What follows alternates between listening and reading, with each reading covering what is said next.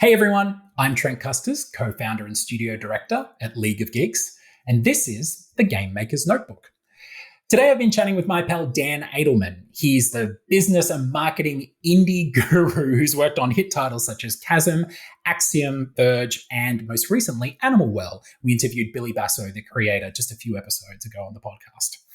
We start off the episode as we usually do, just diving straight into how he got started in games, tinkering around in BASIC as a kid, studying abroad in Japan, and eventually coming back to America to do his MBA and landing at Microsoft at the dawn of the Xbox.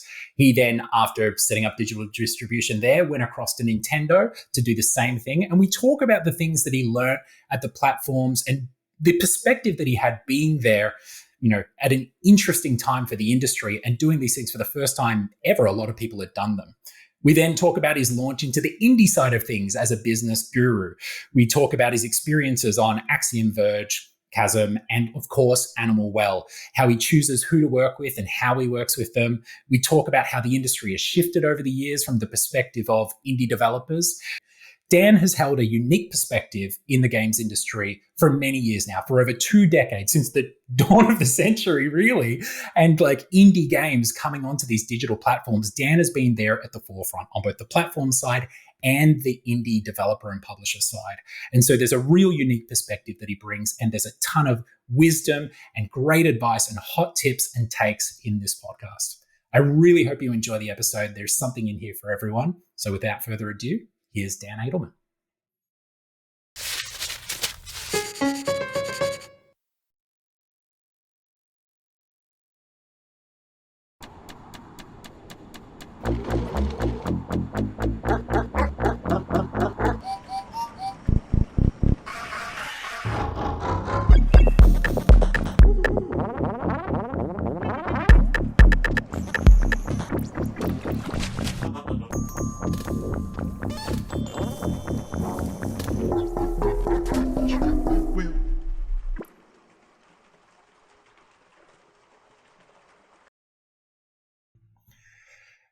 Hey, Dan, thanks for joining us today. Good to be here. Thanks so much for having me. It's a really, really exciting prospect chatting to you on the podcast, because we often are talking to the creatives behind video games, whenever they be, whether they're like a voice actor or they're a game director or, like your good friend Billy Basso, they're a solo developer. It's usually talking about the creative aspect of the games. And I kind of feel a little bit disingenuous, almost implying that you're not, because there's a huge amount of creativity in what you do as well, right? Which is the business side of things and the business and marketing of currently indie games. So I'm just, and having known you for many years and having great chats along the way, I'm absolutely delighted about getting stuck into things with you. Yeah, thanks so much. Yeah. And the stuff I do on the business side, I operate on that side solely because I just know I can't do the kinds of things that Billy Basso does or the kinds of things you do. So it's like, all right, what is the next best thing I could do so I can just be part of the world of indie games and just video games in general? And it's like, well, I can contribute here. So just happy to be here, right? Exactly. And look, let me assure you, I've worked as a game developer for almost 20 years, and I cannot do any of the things that Billy Basso can do as well. So he's a very special individual. But let's start the podcast where we usually do, which is, tell me, Dan, what is your first memory of video games? When did they first enter your life? All right. Well, I'm pretty old, so probably the first real memory, other than like, I think my father had like a Magnavox Odyssey way back in the day, and I only have like vague memories of that. But the first real memory was when he brought home an Atari 2600, and I was still pretty young, and I had an older brother who was good at sports. He was a year older than me, so he was faster than me, stronger than me, better at genetically superior. Yeah. Well, I mean, he's a year older, and at that age, I was exactly. like 6 or 7, and he was 8, which made him like so much better. And we played Combat, which was the pack-in title for the Atari 2600. And I was actually better at him than something. And I was like, I'm actually good at this. Like, and that was just like the first time I was able to beat him at anything. So that was probably my earliest memory. of games. But then, yeah, from then it's been basically a fundamental part of my life ever since. Yeah, wow. It's funny. It only takes that that one significant moment, right? Beating your older brother at something. It's like, okay, this is my path for the rest of my Yeah, life. This is it. I found my calling. So, yeah. okay, So cool.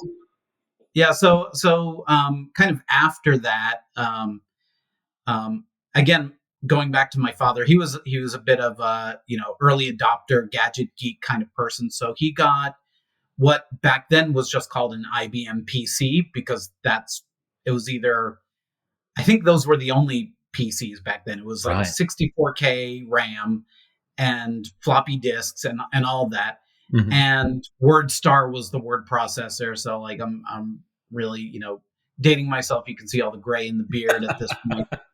And a friend of mine, this was probably in like elementary school or maybe middle school, just showed me like for basic how to write like 10 print quote Dan Adelman was here, and 20 go to 10, and it would just go bzzzt, and like just until you hit break. And so somebody showed me that, and I was like, that is amazing. And so I started basically teaching myself programming in basic.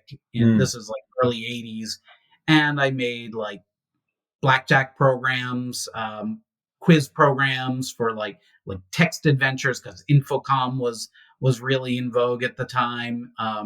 And probably my earliest, most ambitious project was to make a Space Invaders clone.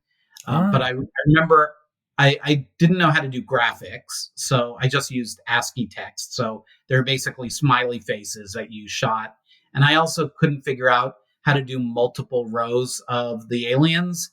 So it was basically just you could move left and right, you could shoot, and also when you shot, all the Martians froze. Or actually, no, did they freeze?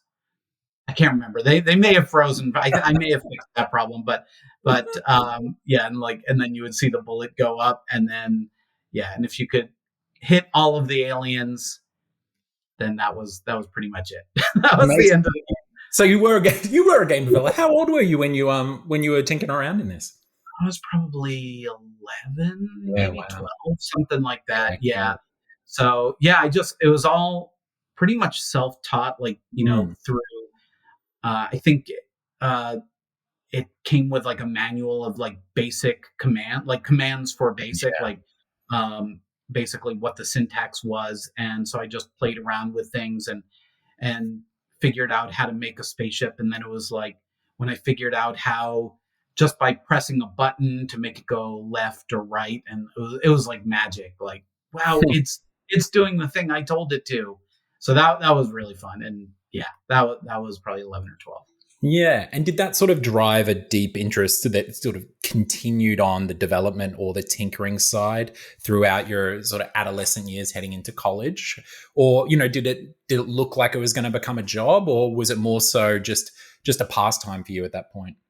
It was really just a pastime, and I really regret not pursuing it, because I think, it was around the same time as like, people like Tim Sweeney were just getting started and learning basic, and like it's like, man, I could have started founded Epic Games, and I could have been a billionaire, like if I had only done it, just stuck with it a little bit longer. But yeah, it was more just a hobby that I really enjoyed.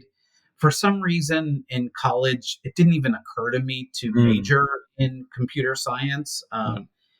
And again, that it was still the early days. It was even before object oriented programming, and that's kind of where I fell out of programming. Like I taught myself Basic and Pascal, and a little bit of those kind of languages that were all sequential. Yeah. And then once it got into object oriented programming, I was busy doing other things and wasn't really programming as much. And then by that point, a lot of computers came with actual software, because like the whole reason I got into Yeah. programming was there was nothing else to do on a computer. It was like there's no software for it, so you had to write your own. I remember like there used to be like computer enthusiast magazines that would have a game a game source code written in the back few pages, and if you typed it in exactly correctly, and hit run, you could play whatever the game Yeah. was. So I used to do things like that and try to figure out how the game code worked. But then once it was like, oh, you can just buy games now, like they're already done, or you can just like do other things, and it became less important for me. But Right. I regret not pursuing that more, for sure. Yeah, interesting. It's always intriguing, those sliding doors, like thinking about where, the alternate Dan Adelman could be. So, sitting Yeah. alongside across from Tim Sweeney talking about your giant video game megacorps over lunch or something. So tell me, where did your interest start to drift then? Coming out of high school and heading towards college, where were your sort of eyes set on the future? Not that every high school student knows exactly which direction they're going in. Yeah. So probably the one of the most significant things that happened for me in high school was my junior year. I did a study abroad program. So I Mhm. spent from the age of 16 until 17. I lived in Japan for a year, and Wow. I went over there not knowing really any of the language, for Yeah. sure. But also, it was before Japanese culture had really kind of hit the US. Like, sushi was just like this weird thing that only some people had ever even tried, Yeah. and like nobody knew anime or manga or anything like that, or karaoke or any of the things that like most people just take for granted knowing something about Japan. So The I went over cavalcade there. of B-grade ninja movies hadn't made their way to the US yet. So samurai and ninja were like, those were the two things Right, they were that the front lines, yeah. yeah, yeah. But even Nintendo at the time, they put out Donkey Kong at the arcades. That was another big thing, was the arcades growing up in the 80s and just spending so many hours and quarters in the arcade. Yeah. But that's a separate thing.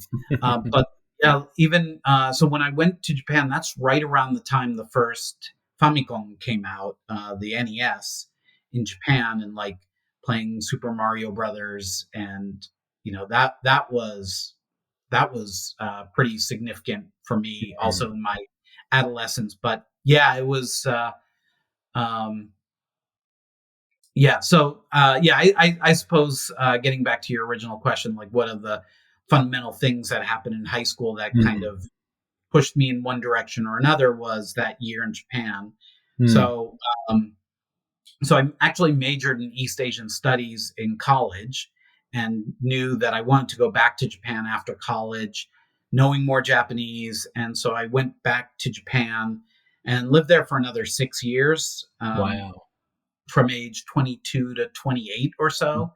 And I went to graduate school there and wrote my master's thesis in Japanese, because that was like the goal. I thought Yeah. that will be the mark to establish that, like, all right, I've really not necessarily mastered Japanese, but I feel very good at, like, I could do this. I could. It's a big achievement that I set out for myself, and so I did that. And then I worked for a Japanese company, Mhm. completely unrelated to video games. And yeah, and then just it was in a business role. And so I just kind of started to think of myself as, if nothing else, and someone who's knowledgeable about Japanese culture and Mhm. Japanese business practices and Japanese companies. So I thought, okay, at some point I'd like to go back to the US, but now I can kind of take this expertise. And I didn't know what I wanted to be, like, maybe, work for a Japanese company in the US, or, Yeah. consult and help Western companies do business in Japan. I really was still, even though I was in my 20s at that point, still kind of aimless, not really sure what I wanted to do. Yeah. And but I knew that after working in Japan, like being a student in Japan is a Mm. lot of fun. You go out drinking with your friends. It's like, you just hang out, and it was just a lot of fun. They often say, like, getting into college is really hard in Japan, but like staying there and graduating is pretty easy. Yeah. And that was kind of the case. It's like a 4-year vacation. So I Mm. just had fun learning Japanese by hanging out with my Japanese friends and going Mm. out drinking and going to And where karaoke. did you go to university? Nagoya University. Nagoya, So beautiful. yeah. And Yeah. so, especially around this time as well, did you have a little cohort, sort of freckled with foreigners or gaijin, or were you just like the one foreigner in, the sea of Japanese, colleagues and students? Yeah, I actually made a point of kind of separating myself from the expat or the Yeah. foreign student community. Like my first year there, I lived in a dorm that was set up for foreign students, and foreign students could live there for a year until they got their place of their own. And so a lot of the foreign students would want to hang out together, and I was, in retrospect, probably a little rude and cold to them. I just like You gotta do what you gotta always do, kind of found. like you're there to learn. Yeah. Exactly. So I was like, I just, never spent time in that dormitory and just kind of left them all behind. And one of the reasons for that was that year that I spent in Japan in high school, there was a Canadian exchange student at that same high school. Mhm. And I hung out with that guy way too much. And we just, Yeah. spent so much time together, just hanging out, speaking English. And in the back of my mind, I was like, I could be hanging out with this guy back in the States, or he's Yeah. Canadian, but Yeah. basically the same thing. And I was like, I feel like I'm wasting my my year here, Mm. but also at the same time, my Japanese wasn't good enough to like sit in a classroom with other Japanese students and like really participate in the way I would have wanted to. So that's Mm. kind of like, so graduate school in Japan was kind of my do-over. So Yeah, I right. So you wanted to yeah. do it properly this time, really immerse yourself in the culture and the language, especially with that master's as a goal. The interesting question I have about that is, did you feel that sense of accomplishment? Because I have friends who've lived in Japan for 20 years, and when you close your eyes, actually, I had, a Nihonjin Japanese friend of mine say that when they close their eyes and they listen to my friend from Manchester in the UK speak Japanese, that he can't tell the difference. He sounds completely Nihonjin, like Japanese. But my friend from the UK is like, my Japanese is garbage. I have so much more to learn. And it seems the case always with foreigners in Japan or who know Japanese. So did you feel that sense of accomplishment in writing your master's in Japanese? Or were you like, oh no, I've still got so far, so far to go. I'm not there yet. Both, for Yeah, sure. right. So I definitely felt a big sense of accomplishment, like sitting down and writing out, basically 100 pages Mm, of text, and like taking all my classes, and I had set ahead of time this as the goal. Like I figured if I can achieve this, that's mm, like, climbing my Mount Everest. But still, when I all was said and done, my Japanese, you can never reach native fluency unless you learn it at, between the ages of like 6 and 12, or yeah, right. something like that. So I always knew there's going to be more to learn. There's always going to be idioms that people throw around. It's like I don't even know what that means, and somebody has to explain it to me. And yeah, and also just cultural norms of like, we take it for granted in the West. Like if you name some actor, you'll kind of know who that is, those pop Mm, culture references. But even if it's like from somebody 30 years ago, yeah. somebody from like 30 years ago, you would kind of know the reference. And in Japan, I had huge gaps. I knew people from the 80s because I was there for 1 year, and I Yeah. knew a lot of the pop culture in the 90s when I was there. But Yeah. anything beyond that, like Yeah. anyone who was popular in the 70s, it's like, yeah, I never heard of that guy. Yeah. So yeah, so there's Yeah, just some so obscure comedian from the 70s dropped at the izakaya. You're not gonna, catch the reference, right? exactly, Yeah. exactly.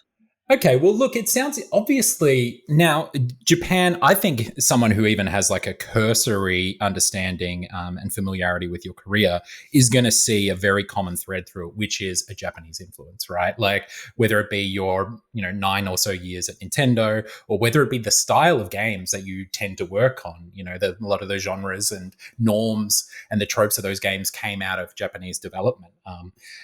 So it's clearly had a big impact on you. So I am sort of keen to go back a little bit, still turn the dial back a little bit. Your high school time there, you said you spent a lot of time with your Canadian friend, but you were playing Famicom. Was that with your host family? What was it specifically about Japan, being a high school kid, a teenager who's gone there?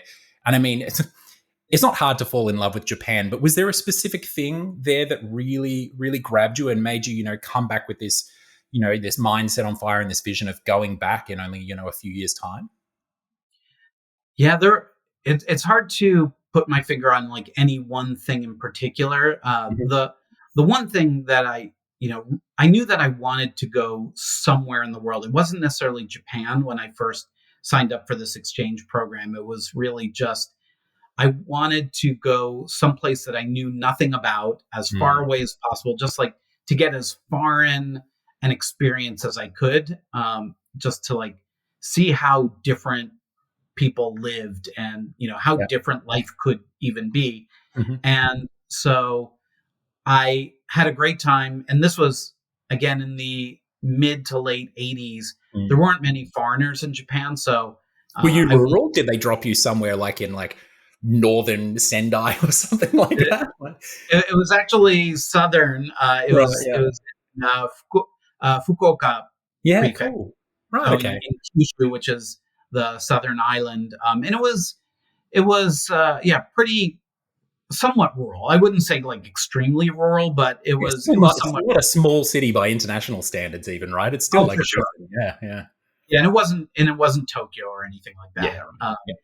And yeah, and in retrospect, I remember at the time being a little disappointed, like, oh man, I wish I could be in Tokyo because that's where all the cool stuff is, and here I am stuck in the middle of nowhere. But like that is really like true Japanese life of like Yeah. daily life, and so I'm so glad that that was the Japan I got to experience. Yeah. And back then, very few foreigners visited Japan. It was not like the hot spot, vacation Right. destination Yeah. it is today. So like people would like point and be like, "Oh, gaijin da," like, and just be like kids would come up to me and just like want to shake my hand and like Yeah. it was like a big spectacle, like, "Oh, a foreigner's in town," and so I felt like I'm not gonna lie, I felt like a mini celebrity. I was like, "This Yeah, is of awesome." course. Yeah. Yeah. Loves me. Like they didn't know me, but it felt very cool, and also like also people didn't really know what to do with me because I was a foreigner. Mhm. But I would wear the Japanese high school uniform, and so like I'd be walking around town, and they'd be like, "That's a foreigner, but he's wearing a high school uniform. Like that's just like yeah." Those two things don't coexist, and Yeah, so it that does not compute. Yeah. yeah. And everyone was super like anyone who's spent any time in Japan knows like how friendly and accommodating, Yeah. Japanese people can be. My host families were all great. And so I always as soon as I left, I was like, man, I want to come back here and really know, how to communicate. Like I could have simple conversations Yeah. after 1 year and but Wow. Yep. still I never really had an in-depth conversation with anyone from my host families or anything Mhm. like that because there was only so deep my vocabulary could go at the time. So I was like, someday, as soon as I left, it was like kind of like MacArthur saying, "I shall return" or whatever that was after World War. Yeah. Like, uh, Do you and remember but I do you remember actively trying to learn the language as a teenager, or was it just the standard teenage neuroplasticity that sort of picked it up along the way through? Oh no, it was definitely a concerted effort. I Yeah, made cool. vocabulary lists and Yep. practiced, learning the first hiragana and then katakana and then a few kanji Mm. and yeah, it was definitely a concerted effort. But still, it's slow going. After only 1 year, um, I I remember when I went to college and took a Japanese class. Though I was like, well, I lived in Japan for 1 year, so I guess I'll take Japanese too. I'll skip the Mhm. introductory class, but even Japanese too was very easy and basic for me. So you learn a lot more, obviously, living in Japan, speaking it every day. Mhm. Even if I didn't really have a teacher or anything. I just used textbooks. But yeah, you learn by practicing a little bit every day, much more than you would in a classroom a few days a week. So Yeah, of course. so yeah, Mhm. and then but I did learn a lot more in college, and by the time I went back, I had a much better foundation, and Yeah, it grew great. from there. Yeah. Yeah. Now, I did feel you kind of gearing up to talk about the difference in your experience between being a student and being a, dare I say, a salaryman in in Japan. Was it quite different? Was there a bit of culture shock going from one to the other? Oh yeah, absolutely. And I think every Japanese person has that culture shock too. Yeah, I right. It remember wasn't a uniquely foreign experience, right? no, no, Mm. and so it's interesting how the hiring process works for new graduates in Japan.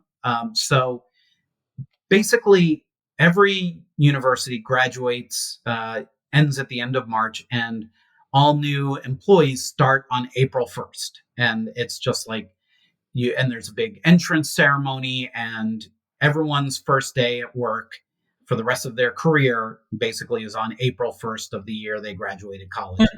And so when you're a senior, you go through this recruiting process, and everyone wears the same navy blue suit and goes to these mass interviews, and you bring a handwritten resume with you to each one, and you just line up and you just get interviewed Go one after. through, And yeah. so I'd start seeing some of the same people that we were all interviewing in the same general industries. Yeah. And then I eventually got a job, and so on April 1st I started my new job and went through. There was like this new employee orientation that like the new batch of freshmen Hmm. would all take, and I was the only foreigner there.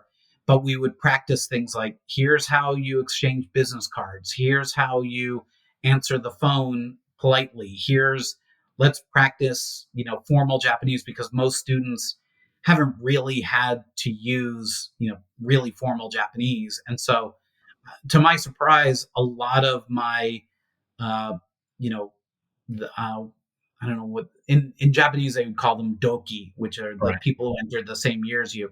Um, when we would practice just picking up the phone and answering the phone, they had as much trepidation about it as I did, and it was like, this is Wow. not my language, so Yeah, this is interesting. yeah. Because there is right there, there's like business Japanese slash formal Japanese, and then like your standard Japanese as well. So they're going through the same tuition that you are at that point in time. Exactly. Yeah, Wow.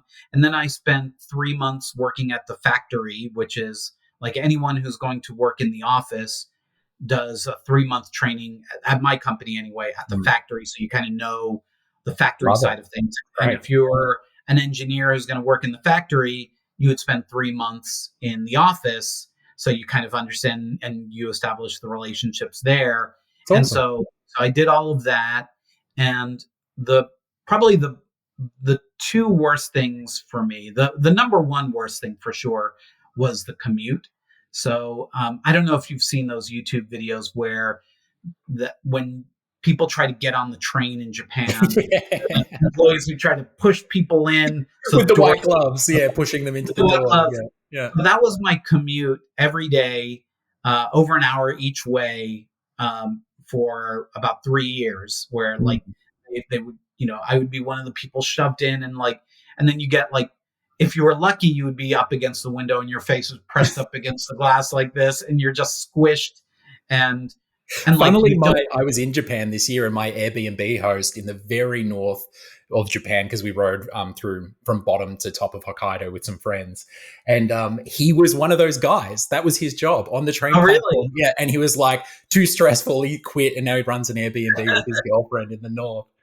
Very That's funny. fun. Depending on when he was actively doing that, he may have He may have pushed helped you on the train. squeeze me into a train so the doors can close. Right. But yeah, and also, there's, especially back then, there was this thing where some men would touch women on those trains Yeah. inappropriately, and so you didn't want to be accused of that, so you would have to like stand with your hands up Hands up. invisible. Yeah. And so you'd be sitting like this, you can't move, can't read anything. And so yeah, especially the summers was hot as hell. And So were that you was the living in Tokyo at this time, or were you commuting into Tokyo? Yeah, so I was living in Tokyo and Yeah. Okay. commuting also in Tokyo, but Yeah. Yeah. To the office. Yeah. yeah, I lived very close to Saitama. The next train stop would have been Saitama, but Yeah. I did have the Tokyo address, and my office was in Osaki, which is next to Shinagawa Station, if you're Right. familiar Okay. with that. Yeah. So that was, and I remember doing the math in my head one day, because there's nothing else to do, and I figured, all right, it's an hour each way. So that's 2 hours a day, 5 days a week. That's 10 hours a week. If I assume I work 50 weeks a year, that's 500 hours a year. And if I stay in this job until I'm 60, and I think I was like 26 at the time, so it's like that's 17,000 hours, I think. And so I started like, divide that by 365, divide that by 24, blah, blah, blah. And it wound up being 2 solid years of my life was going to be on that train, just absolute misery.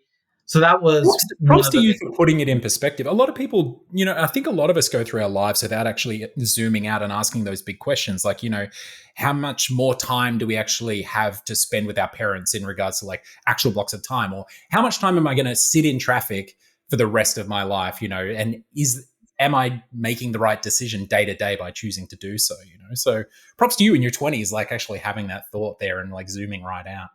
Did it spur you to some kind of action?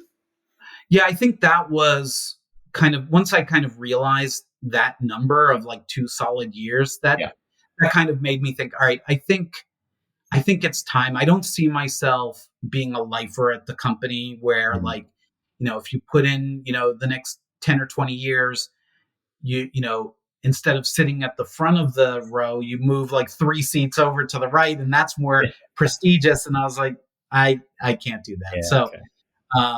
So I decided at that point to leave, and so I applied to business schools because I felt like, even though I spoke Japanese and I knew a lot about Japan and Japanese business culture, I didn't really know much about business.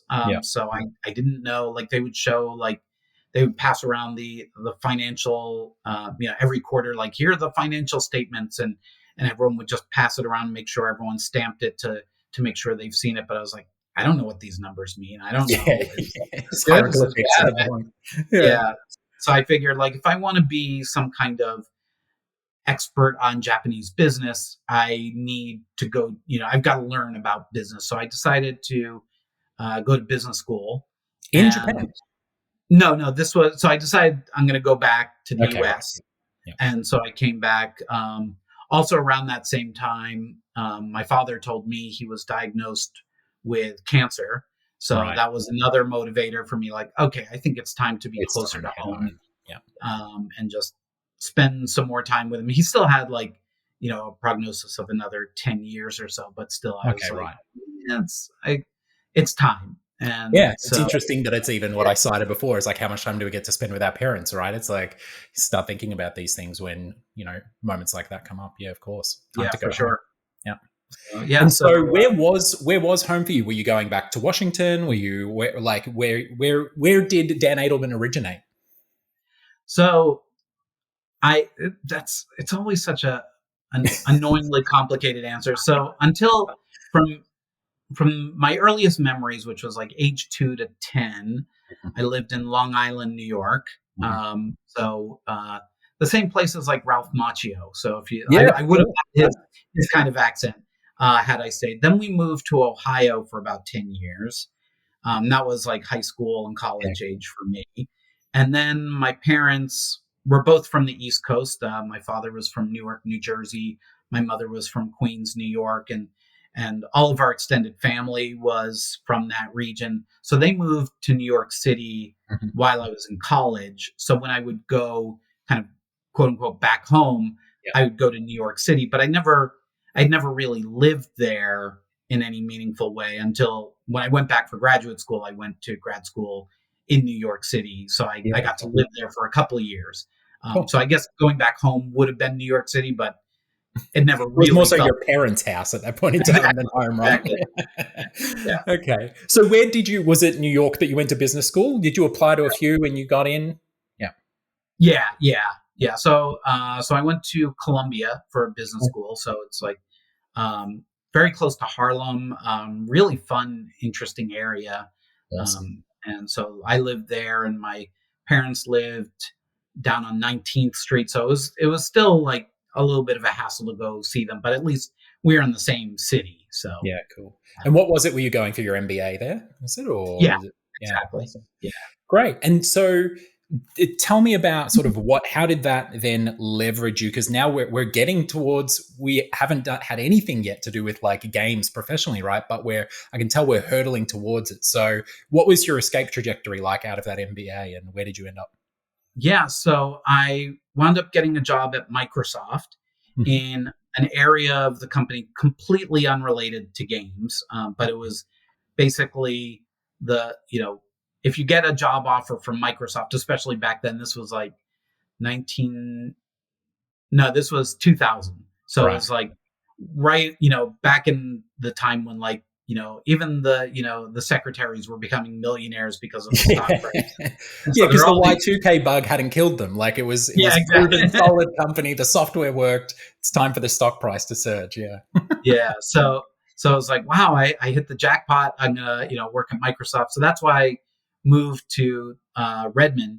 Hmm. And right around when I was recruited and started working at Microsoft, there were these rumors that they were secretly working on a new console and they were going to enter the console market.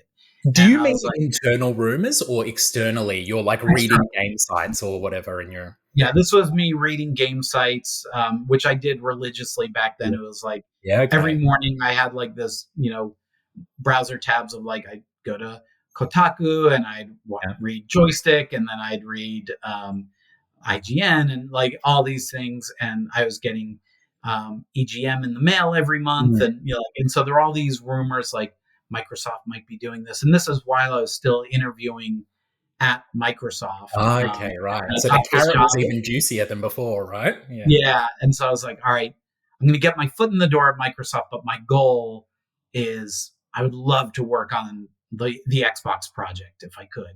And it was even before it even had the name or publicly known as Xbox.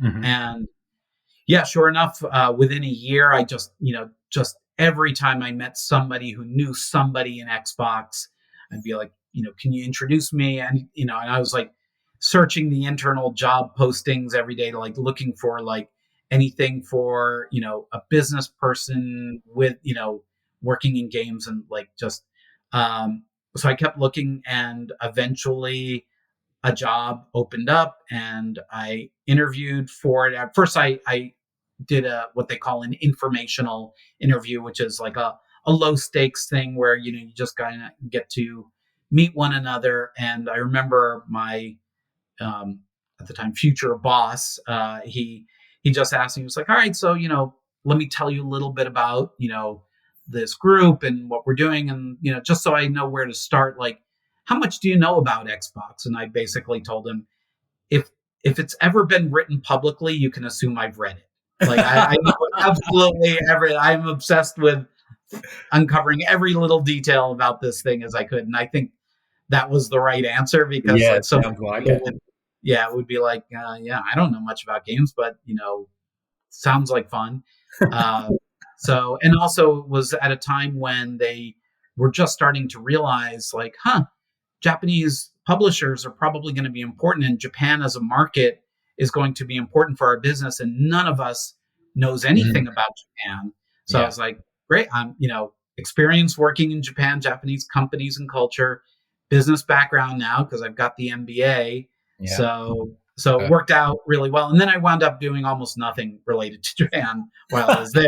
But still, it got my foot in the door. And yeah. so, yeah, mostly my first gig within Xbox was negotiating contracts with third party publishers. So, like Hmm. getting the PLA, the publisher license agreements with Activision and Ubisoft and Midway and all of those. And if we wanted to do any special deals for Hmm. like an exclusivity deal or anything like that, I would negotiate those. Um, and then I moved into Xbox Live strategy stuff. And I remember my boss at the time kind of posed the question of like, this is the first time in history that a device that's connected to the internet will also be connected to the TV.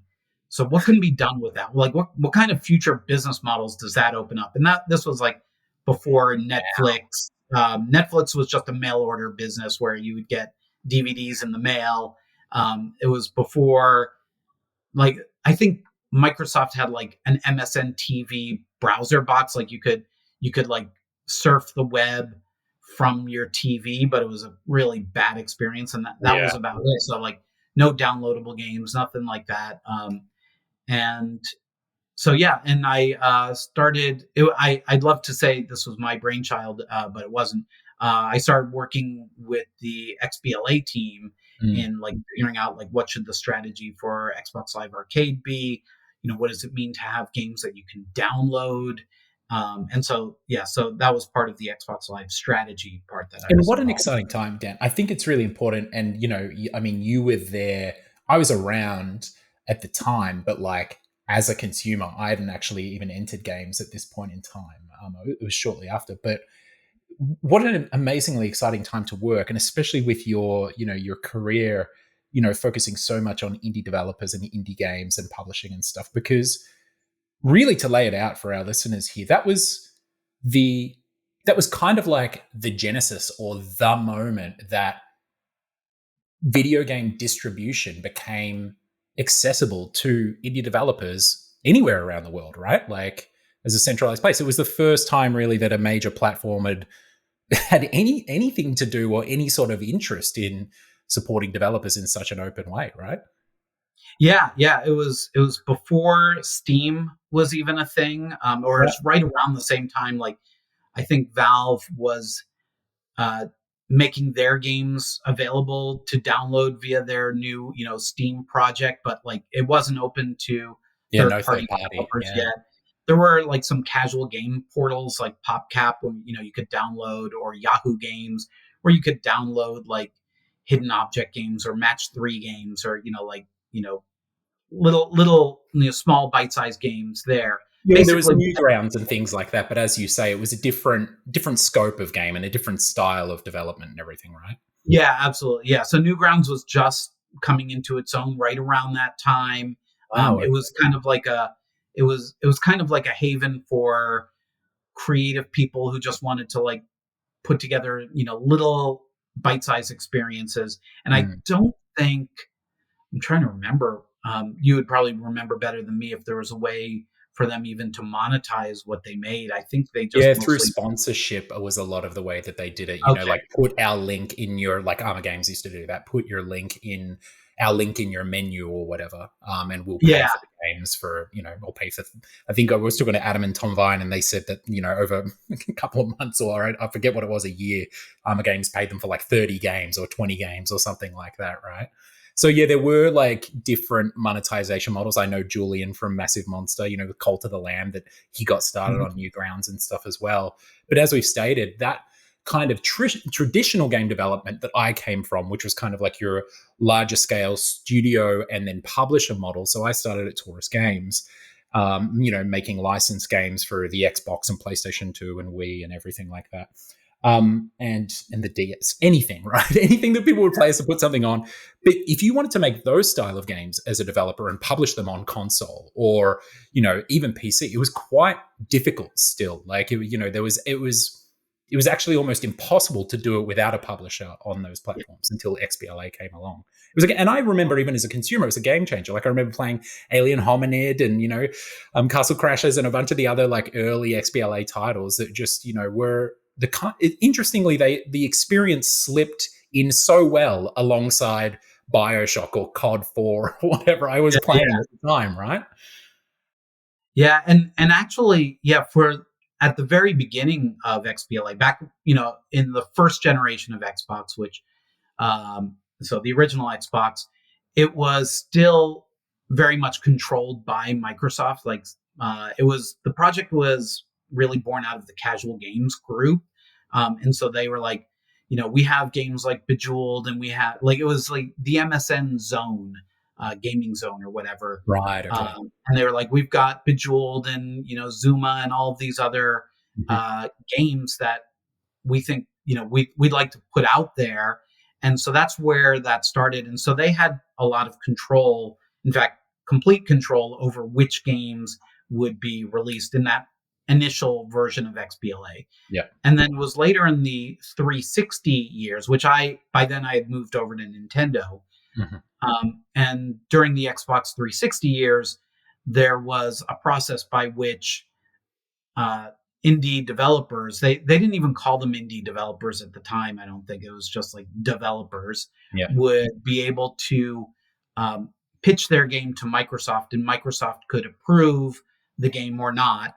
And if Microsoft didn't approve your concept, you had an alternative route, which is to go through a publisher, because publishers were given a certain number of slots per year that they could release a game on XBLA. And so a lot of these companies like 504 Games, or even larger publishers like Activision, um, weren't really interested in putting out small bite-sized games for download. So Mhm. instead, they would basically sell their slot by saying, "We'll publish your small game, but we'll keep 70% of the revenue, and you can keep 30% of the revenue, because without going through us, there's no way onto the console." Yeah. So that's kind of how there was still a very strong stranglehold on distribution, Yeah. even as late as 2006, 2007. Yeah. So yeah. Yeah, I remember it kind of really. I think Braid was one of the first big breakaway, purely indie titles. I think that showed the success and the capability of not only the platform, but the developers and the kind of experiences that we could have. I remember it being a bit of a watershed moment for that indie renaissance that would follow for like the next 10 years or so. Yeah, absolutely. And the irony is that a lot of the people who are so excited by it, like if you go back and watch Indie Game the movie, Yeah. and you see so many people being really excited to play it, they actually didn't even understand it. It was like, and that's what like John Blow in the movie was like, they don't understand what I was I don't going know. for. Yeah, these are all my my deepest hopes and desires, and my biggest fears. And they were just like, "Oh, cool! You can rewind time. Yeah, Like, cool cool." puzzles, dude. Yeah, and it was like, "No, you don't get it."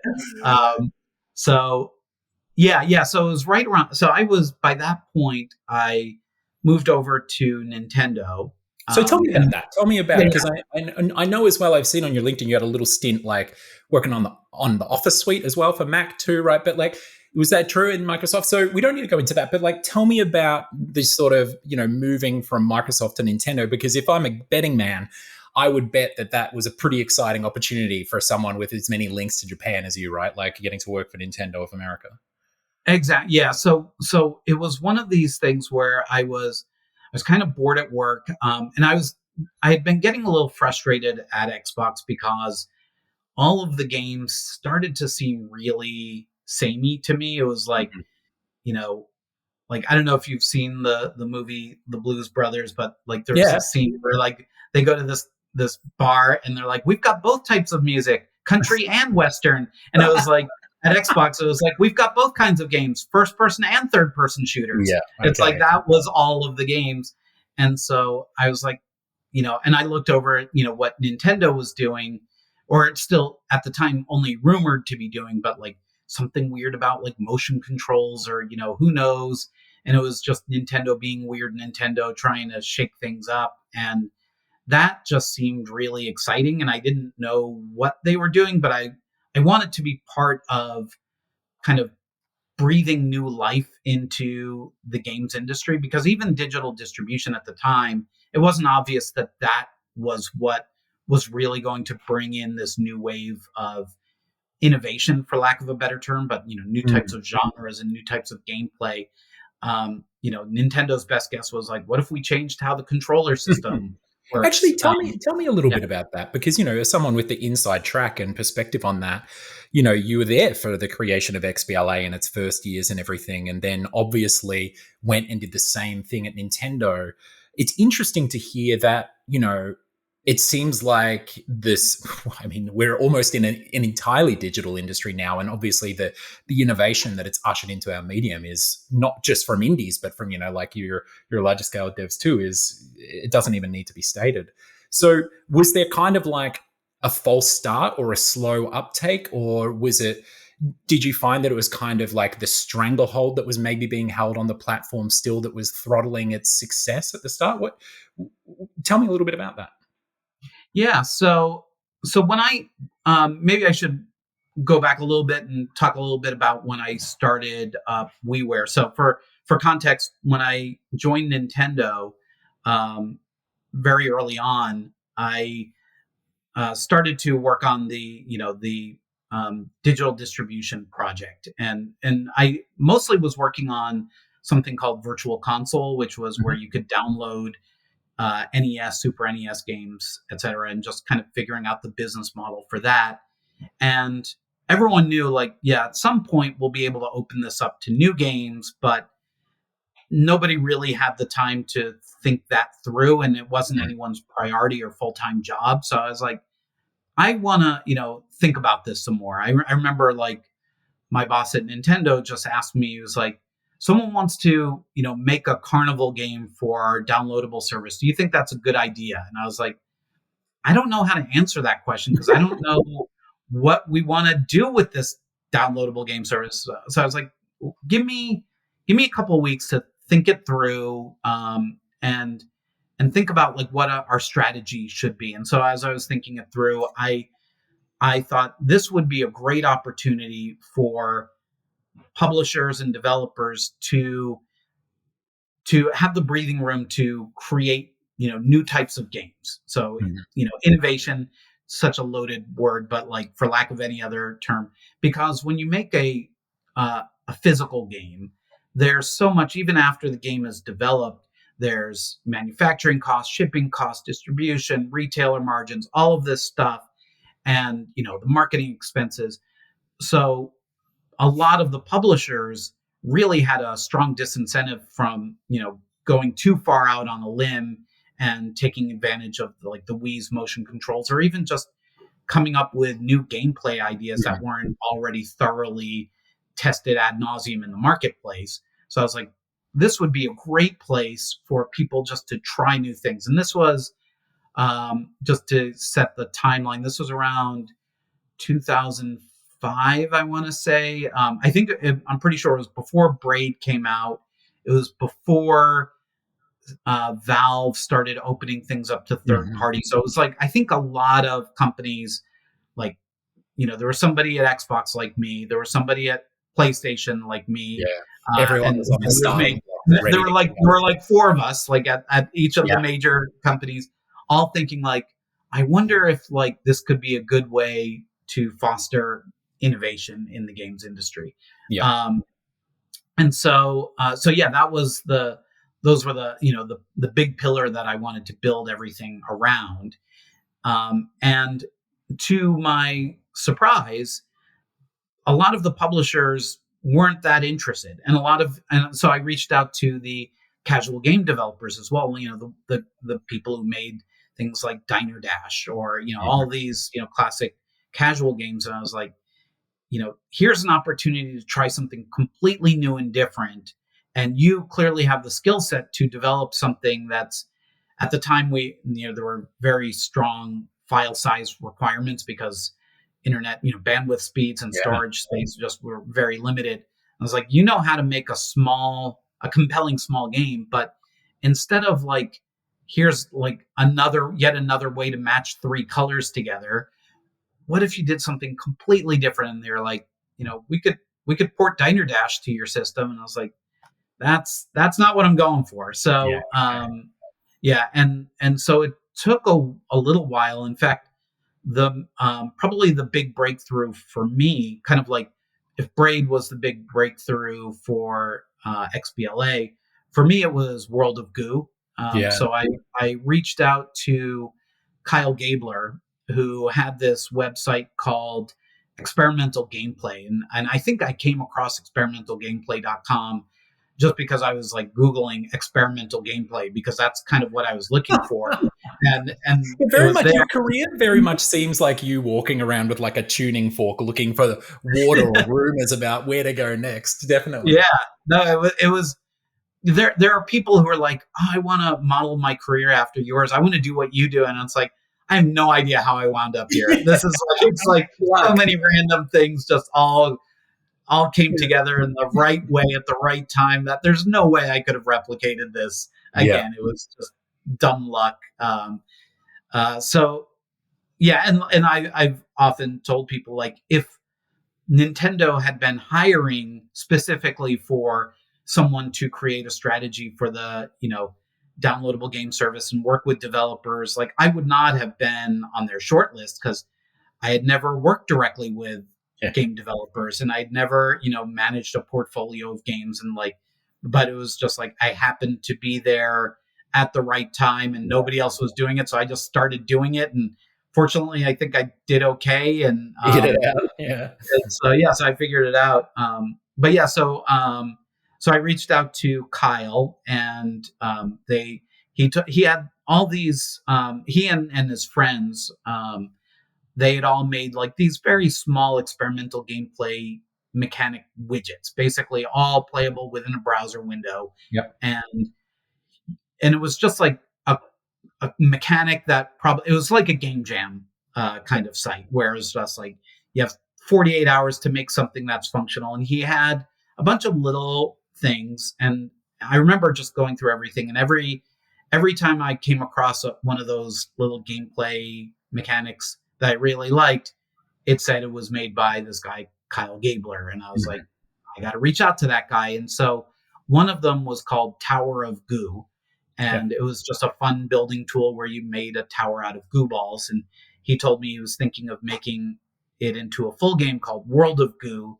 And I was like, I'm not sure I see how you could turn that into a whole game because it's just building a tower, but I trust your instincts more than my own. So yeah, let's do it. And Wow. when I say let's do it, I didn't have any funding. I didn't have any budget to fund anything. I was just like, yeah, I'd love to, whatever we can do to support you in terms of marketing support or getting the word out. Yeah. We're here for you. And so what, just help me with my game's history here. Like what platform was this? Are we talking Wii U now, or is this Wii? This is still Wii. Yeah. Okay. Yeah. Right. This is the original Wii. So it didn't launch in the first wave of titles, and I'd have to go back and check to see how long after WiiWare launched did World of Goo actually come out. But I think it was, I want to say within 6 months of the launch. Oh wow, that's still quick off the mark. Yeah. And so so anytime we had a marketing event to talk to press to show like, here's what WiiWare is all about, it was like World of Goo, Cave Story was there. And there were a few others. For a time, Super Meat Boy was part of that mix. Cool. But then they got a deal with XBLA, and so I was like, they actually asked, would you be okay if we did this? And do you think we should? And I was like, yes. Like sounds good. There are all kinds of problems with WiiWare in terms of like the user interface and the business model. And so I was like, yeah, if you can get a deal with XBLA, take that.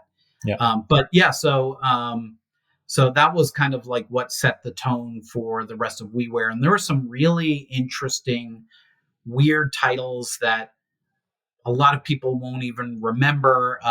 A lot of games that were, quite good. The file size limit at the time was 40 megabytes.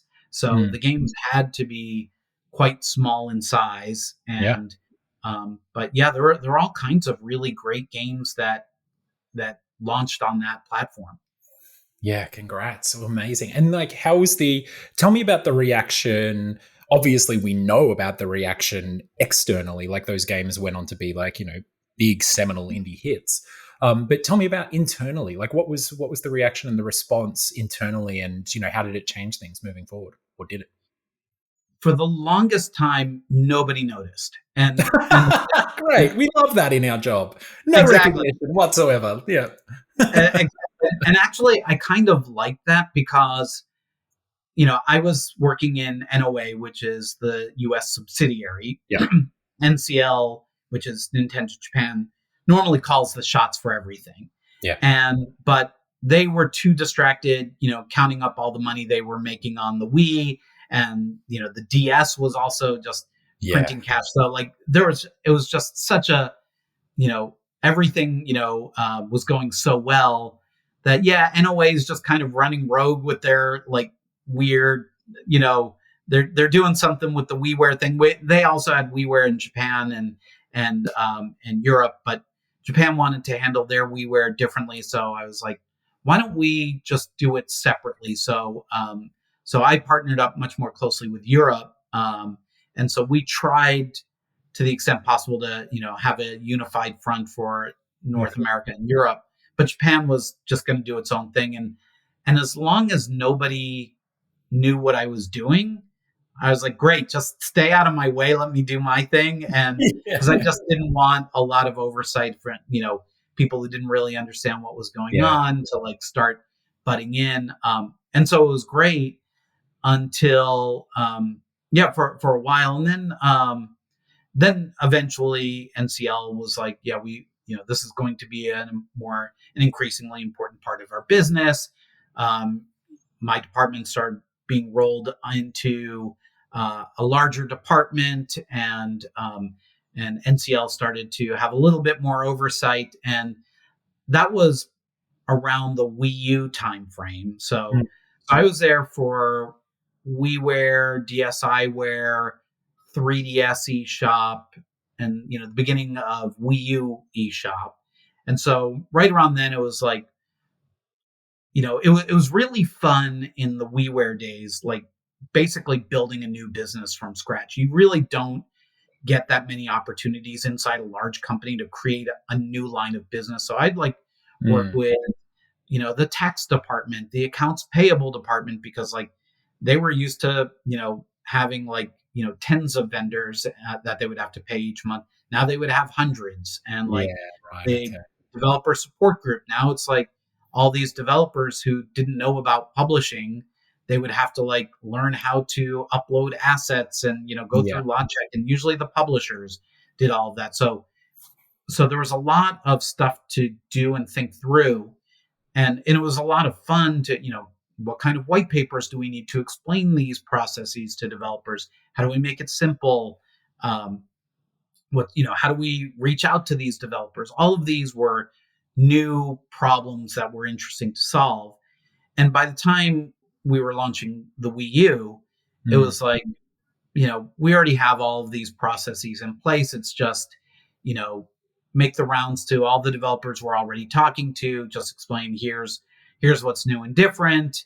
And it just felt like, all right, I'm in a rut again. Yeah. Okay. Um, Yeah. and and so that's what eventually led me to think like maybe I should strike off on my own. And yeah, Interesting. that Before we was get to that, there yeah, is yeah. something because you were called it's you became known as Nintendo's indie champion.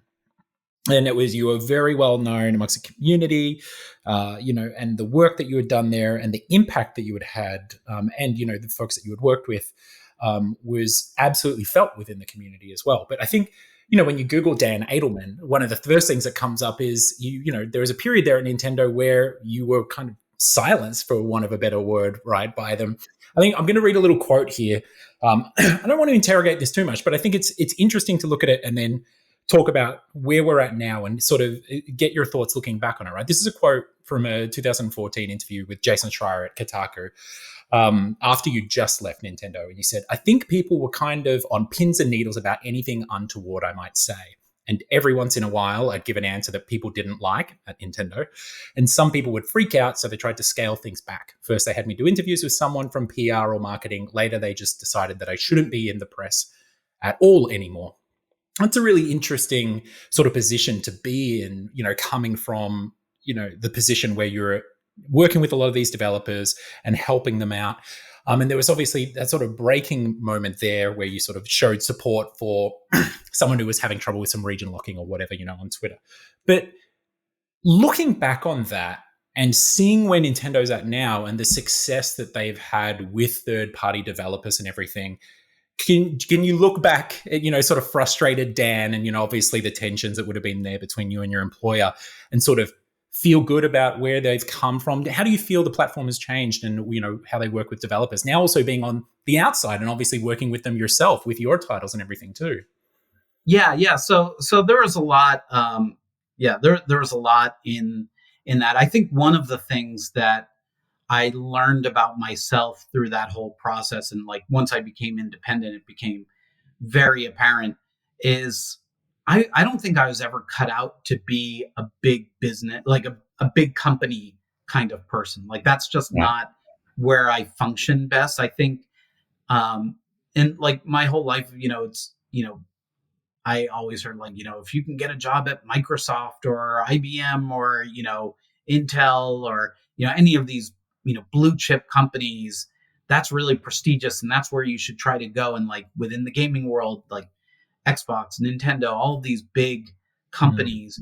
But I kind of realized this about myself later that I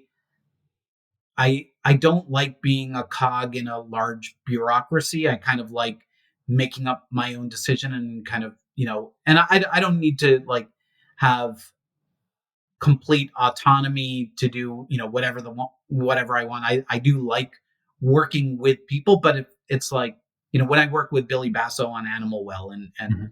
and Jason and Leah from Big Mode, it's like the four of us making decisions Yeah. together. And so Yeah. like we can very quickly, you know, each give our opinions and talk things through and then come to a decision right then and there, as opposed to like going through multiple layers of bureaucracy and things Mhm. like that. And so when I was at Nintendo, um, I like I said earlier, I liked the fact that nobody was really paying attention to what I was doing. So it felt like I was like running my own little kingdom within, Yeah. out of sight. It was like this tiny thing, but like You in had the that grand. agility and autonomy and your own little fiefdom, right? Yeah. Exactly. Yeah. Nobody really knew what I was doing. And so it was a lot of fun. And once it became a big part of like the company, then there was a lot more oversight and also Nintendo cares very deeply about who speaks on behalf of the company. Yep. And that's why, you'll almost never see, just random people from the company. It's usually someone from the PR department Mhm. speaking clearly as a representative of PR, or Miyamoto is free to speak to the press if he wants to, but he's Yeah. he's very much on message and so yeah, there was a time when I remember uh, for the longest time, I never spoke to the press, Yeah. and it just wasn't an option. The press didn't ask. And Nintendo never suggested it. But there was one journalist, I believe it was Jess Condit Mm. from at the time Joystick. Then she was at Engadget. Gotcha. Yep. Yeah, and so she had spoken with a lot of game developers and heard from multiple sources. Like they would often come to me for advice about like, you know, how to run their business, what, business decisions to make, even if it was unrelated to Nintendo, Mm. like that I was, very supportive, or I tried to be, because I really wanted to make sure that they survived and thrived and did well.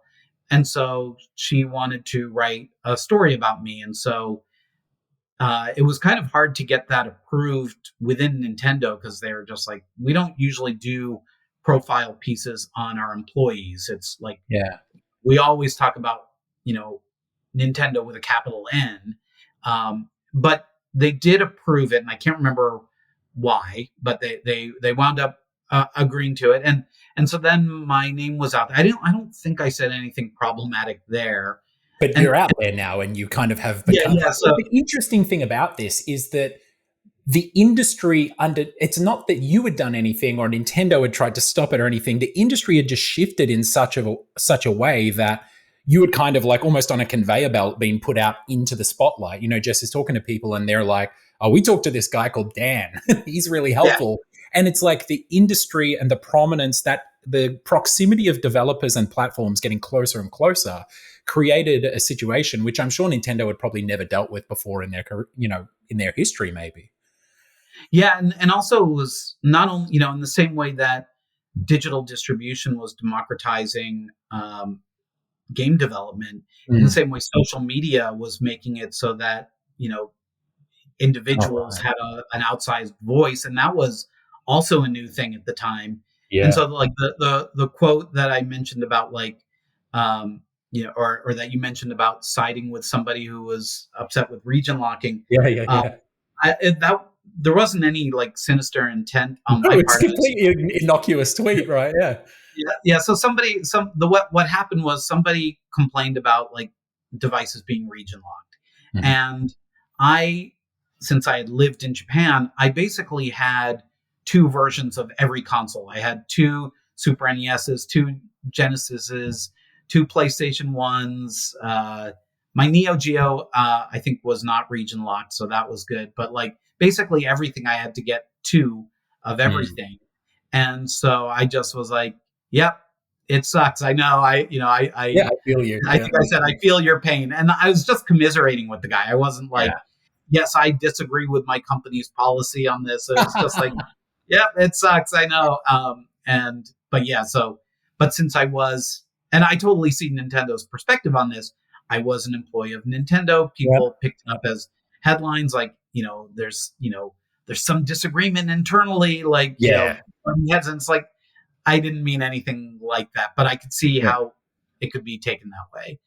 And then there was something. Oh, and the other thing that got me in a lot more trouble was, so Binding of Isaac. They approached me. So Tyrone Rodriguez, who runs Nicholas, and Edmund McMillan approached me about bringing Binding of Isaac to, I think, might have been the Wii, might have been Wii U. I can't even remember at this point what generation it was. And I was like, yeah, go ahead. We'd love to have it. And they said, before we start the porting work, I don't want to like do all the porting work and then have somebody, higher up the food chain say like, no, this is too controversial. We're not going to allow it. And I was like, don't worry about it. Nobody's going to say that because they're not going to notice. It's going to go out there. There's a process. I control the process. So unless I escalate it, nobody else will know. And they were like, we prefer you escalate it and just make sure it's going to be okay. So I escalated it, and sure enough, they looked at it and they were like, no, we can't have this on it. And I remember my boss's boss at the time was like a 70-year-old Japanese guy who didn't play games. I think he came from the banking world or something like that. He was like, why can't they make a nice game like Mario or something? And I was like, just you don't understand. You're doing that, buddy. So for the longest time, so I had to go back to them and say, yeah, sorry, we're not going to allow it now. Since you asked, had you not asked, if we asked for forgiveness later, we would have been fine. But since you asked for permission, the answer was no. You got busted. And then eventually, so of course, I believe it was Edmund complained publicly about that. And of course we looked terrible. And somebody asked me about that in an interview, and I tried to be very diplomatic about it, like saying something like, well, we've got these policy guidelines, and it just happened to be that, one of our guidelines is, we don't allow games with religious themes, which was really meant to prevent games that would like, be like blasphemous in some way. Well, actually it was more like, I didn't want WiiWare when I was kind of setting it up to be like this ground where like church groups would make a little Bible game. And I was like, no, that's not what I'm making. That's not, I don't have, we can talk. I should mention a little bit about like the whole idea of like, should we or should we not approve concepts, or should we just allow everything in? But what we ultimately decided on was we would set some guidelines. And as long as games met the guidelines, they could be approved. And so there was a guideline that technically it violated. And so in the interview, I said, we've got these guidelines, and unfortunately it conflicted. So we couldn't, but that wasn't, I guess, the approved answer. And I was trying to be good and I was like, and then I think I added, like, I personally would love to have had it on the system, but we can't because we have these guidelines. And so it's like the fact that I added, I personally would love to have it on the system. They're like, no, your opinion doesn't matter. So you're getting a crash course in comms here. It sounds like. Yeah, exactly. So that was that was the last straw that they're like, okay, no more no more public talking for you. So tell me, it's, and obviously then that sort of, and other things, led to your, like you said, you obviously had this realization of wanting to do things on your own and have, more of that, not be, it's funny that you say a little cog in a big wheel, because that's sort of what led me to start League of Geeks too. I had that realization. I was a similar kind of person. But I'm interested to know, what are some of the things that you did learn at Nintendo that you have taken with you from your time there? You're almost a decade at Nintendo, whether they be things about the market, things about development, things about business, the way that you conduct yourself. Like, what have you sort of taken forward? And were there some ways that they did things that you still haven't forgotten, or still have, in your little tool belt today? Yeah. I don't know if it's so much something that I learned there, but it was a value that I certainly shared. And it's a value that I think most big companies don't have, which is really valuing what the role of the developer and the creator of the game. So there are so many companies out there that it's like, the creators there the developers are there to generate this IP. The company owns the IP. We can do whatever we want with the IP. And it's like, that's, the developer's just this, like a machine that produces IP. Yeah. And at Nintendo, there were a lot of times where, there would be a suggestion like, we want to make a new Punch Out, for example. Somebody wants to make a new Punch Out, and like maybe there's like a developer, we would call it at Nintendo second party, different Yep. companies called something different, but second party is where like a company like Next Level Games, for example, um, would develop a game, but it would be published by Nintendo. And It's kind of so, like white label development almost, in a way, yeah, right? exactly. And Yeah. so one of them, it might have even been Next Level Games, wanted to do a Punch Out game. And what Nintendo did was they went back to the original creator of Punch Out and asked his permission. And Nintendo had every right to just make the decision independently and say, like, Mm. we own this IP, even though you invented it, you are an employee of ours when you made it, we own it. You've been paid your salary. That's what, you get. But instead they were like, you know, we want to check with him to make sure he's okay with the idea of creating a new version of this game that he invented. And there are a lot of examples of games like that where um, the original developer was just like, nope, I liked the way it was in its, the way it was back in the Super NES days or the NES days. I don't want to make another. I don't think it should be, given a new facelift and re-released as a new game or a sequel. I think Mhm. it should just live in the past, and they would respect that. Yeah. And so I really admired the fact that Mr. Iwata, who was CEO, I think the entire time I was there. He died after Wow. a little bit after I left the company, but he was a former game developer himself, and so he knew and understood the emotional attachment that developers have to their creations and completely Mhm. respected it.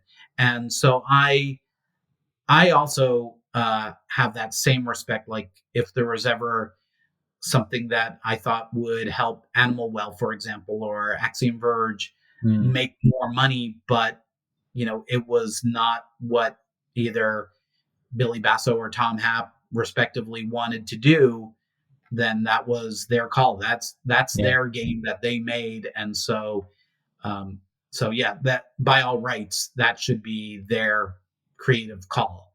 So Yeah. so that kind of respect for games is Mm. something that was absolutely a shared value. I don't think I learned it there, but maybe it honed that and refined it even more for me while Yeah, I I was can there. imagine, like in a big, just a huge, big corporation, essentially, like that has the power, as you say, to not even bother with these things, to see them actually take the time and invest in those, and back it up as well. Like if a creator says, "Oh, I'm not keen on that," and then going, "Okay, well, we'll do something else." Then that's, I can imagine seeing it in practice at somewhere so large and with so much power must be quite influential.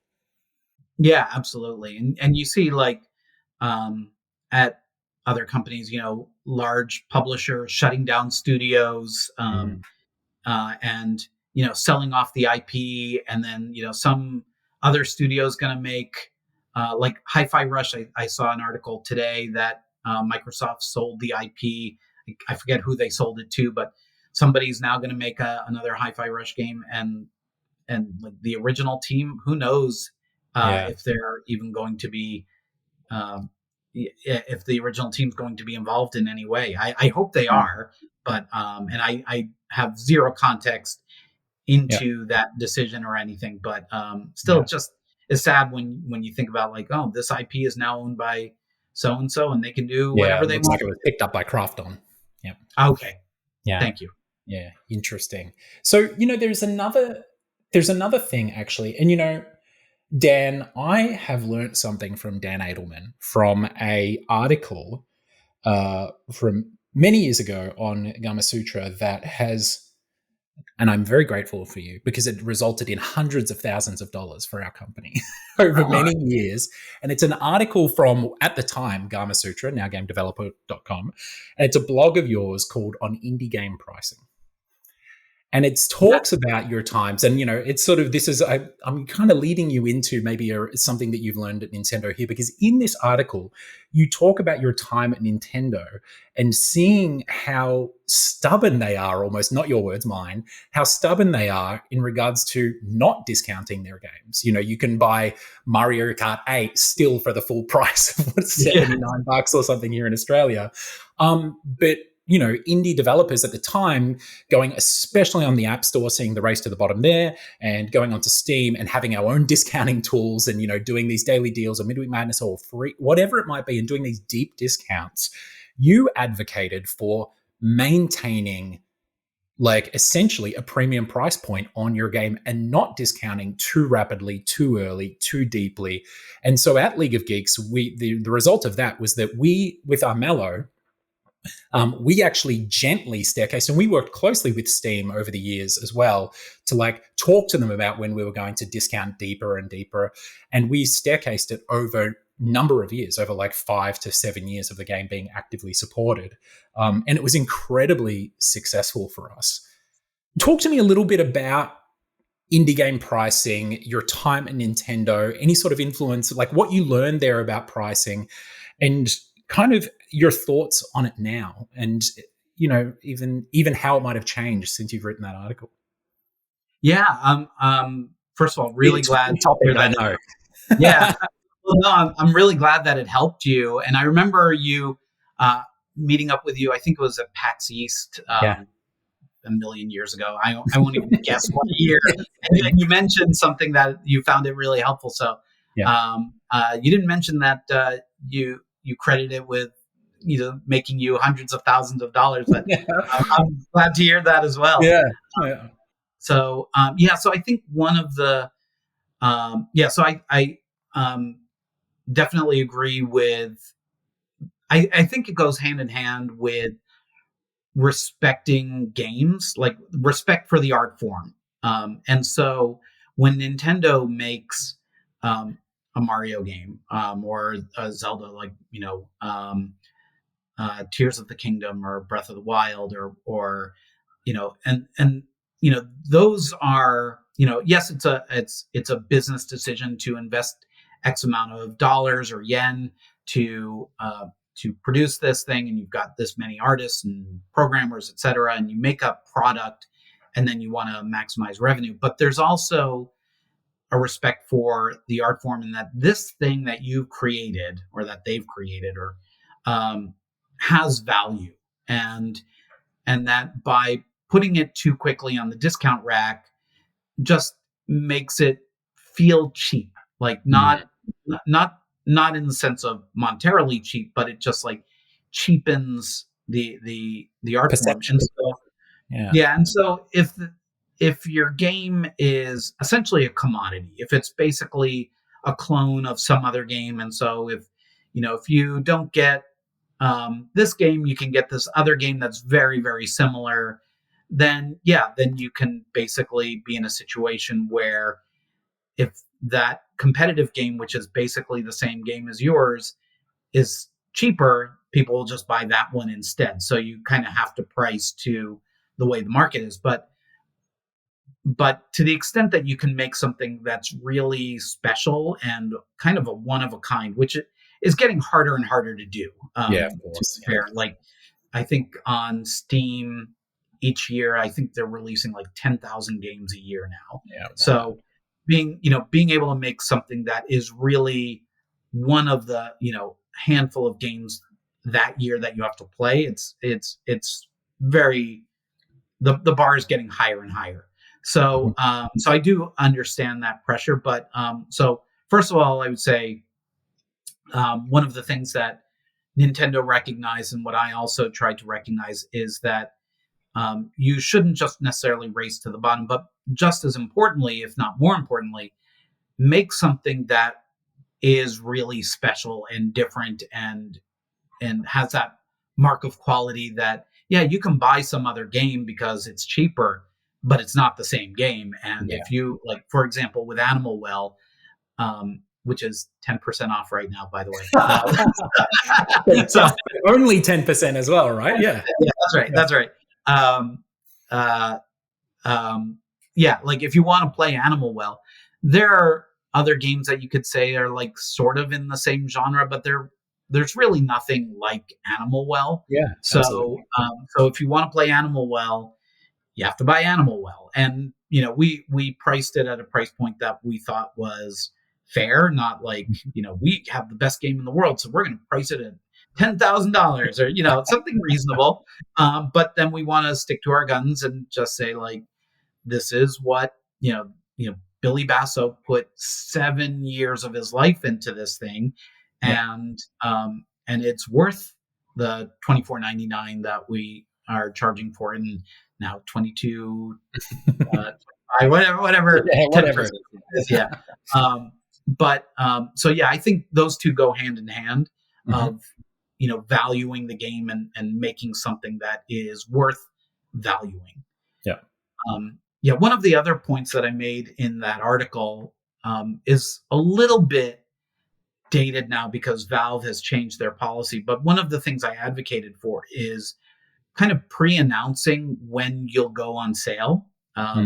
Just being able to say, like, we're not going to put our game on sale for 6 months or 3 months or whatever it is. Just letting people know so that to avoid people having buyer's remorse. So Yeah. I didn't want people, and I was working on Axiom Verge 1 at the time. I didn't want people to buy Axiom Verge 1 and then 2 days later it went on sale and they're like, oh crap, it's, I could have bought it. And then they regret it. And then it makes it so that anyone who pays full price is basically a sucker. And so I tried to advocate for, trying to set a roadmap for people and being upfront about it and saying, like, if you want it on sale, we'll be in the winter sale and it'll be available in the winter sale or the summer sale or whatever. And we'll be at 10% off. So that means it'll be off by, $2.50. Yeah. So you can either buy it now, or if you wait until the next sale, you can save $2.50, and that choice is up to you. Whatever, your budget is, whatever, how soon do you want to play it? All of that comes into play, but at least it's an informed decision. I think that is a little less important. It's still, I think, important, and something we're going to try to do for Animal Well to the extent possible. Is kind of signal. I don't know if it's going to be like 3 months ahead of time, but like giving people a heads up, like, hey, by the way, we're going to be putting the game on sale fairly soon. So, Cool. and this is about how much. One of the reasons why it's a little bit dated is Valve has changed their policy. And if you buy a game and it goes on sale within a certain amount of time, you can basically get a refund for the game and rebuy it at that lower price. So it kind of takes that sting away a little bit. Yeah, there's a remedy for that buyer's remorse. Yeah. Now, like, the interesting thing, to stay on this topic for sort of one more beat here is, how much do you think that the current subscription models that are out there, Game Pass, Netflix, and things like that, there's, if you want to talk about devaluing games, there's a huge argument there that subscription is the epitome of that. It's like the whole, what do we got? Two, maybe three horsemen of the apocalypse right now, for like devaluing games. The App Store is a absolute shit show at the moment, for want of a better word, in regards to games being almost completely devalued there. How do you think the subscription model has had an impact on how games are priced and how you even go about pricing games, and sort of the future of any hope we have as sort of developers, or even the commercial industry, in maintaining the value of our games? Yeah, for sure. I I have very mixed feelings about the subscription model. I will say, so as you probably know, Animal Well is part of PlayStation Plus, so we're guilty Yeah. of being in that, if guilty is the right word. I think one of the reasons for one of the arguments in favor of being in a subscription model is that on some platforms, it's even if you've got a very good game, I think probably on all platforms there's a challenge of discoverability. Yeah. So even if you make a great game, there's a very real chance that people just won't be able to find your game. And God, WiiWare was the poster child of poor visibility. Like there was almost no way to, you could search through the catalog alphabetically, or the most recent bestsellers over the previous 2 weeks, Mm-hmm. or yeah, I think that was it. Those were the two. So like anything that was in the bestsellers list tended to stay there, because that was like one of the few places people could find your game. And so the platforms have gotten a little bit better, but a lot of them, even if you know what you're looking for, it's sometimes hard to find. And so as a result, a lot of times I've noticed for other games I've released on some consoles, the consoles don't make any money. They, unless you are one of the few, like if you're Stardew Valley, yes, Or you'll be Helldivers or okay. something, right? Yeah, Yeah. yeah, something like that. If you're Hades, you'll do okay. But for the most part, discoverability is really bad on a lot of these platforms. So in that sense, the subscription model sort of makes sense, because you can say like, okay, this is how much I think we should be able to make on this platform, um, if there were decent visibility Mm. and discoverability. But because there's not, we could either roll the dice and just see how we would fare, or we could take this lump sum payout and then make sure that people play the game and talk about the game, and and hopefully encourage other people to buy it on another platform. Yeah. And so that was kind of our rationale for doing that with Sony. So we took the PlayStation deal, but I do worry about the fact that it's really becoming, it has the potential to become a situation where, if everyone starts to adopt the subscription model and enough people are subscribers, then it will become increasingly difficult for anyone to sell their game as a standalone. And so it becomes a situation where the platform owners regain, all of the control, and they decide, before anyone's even played the game, how much it's worth. So Mm. if Microsoft or Sony or whoever looks at the game and they're like, we think this is about a game that's worth about we'll call it $2 million. We think that's how much 1 year on the service is worth, and you're like, no, I think it's worth more than that. It's like, well, you have no other option, Yeah. because nobody buys individual games anymore. So we set the price, and of course then they would have far less incentive to Mm. give you a good deal when they know you don't really have any alternative. So in that regard, I'm very glad that Valve is investing so much in increasing visibility, discoverability on their platform. Still far from perfect, but they do spend a lot of time working on Yeah. discoverability and saying like, okay, here are the games you've played. Everyone's store page looks different based on what games you've played, and things like that. So I think that's a step in the right direction. and they don't. They also don't have a subscription model, so there's always that argument. Like, yeah, if we don't like, a Game Pass deal or a PS Plus deal, we're still going to sell it on Steam, and that's always going to be the dominant platform, or at least that is the dominant platform right now. So everything else is just kind of what else we can get.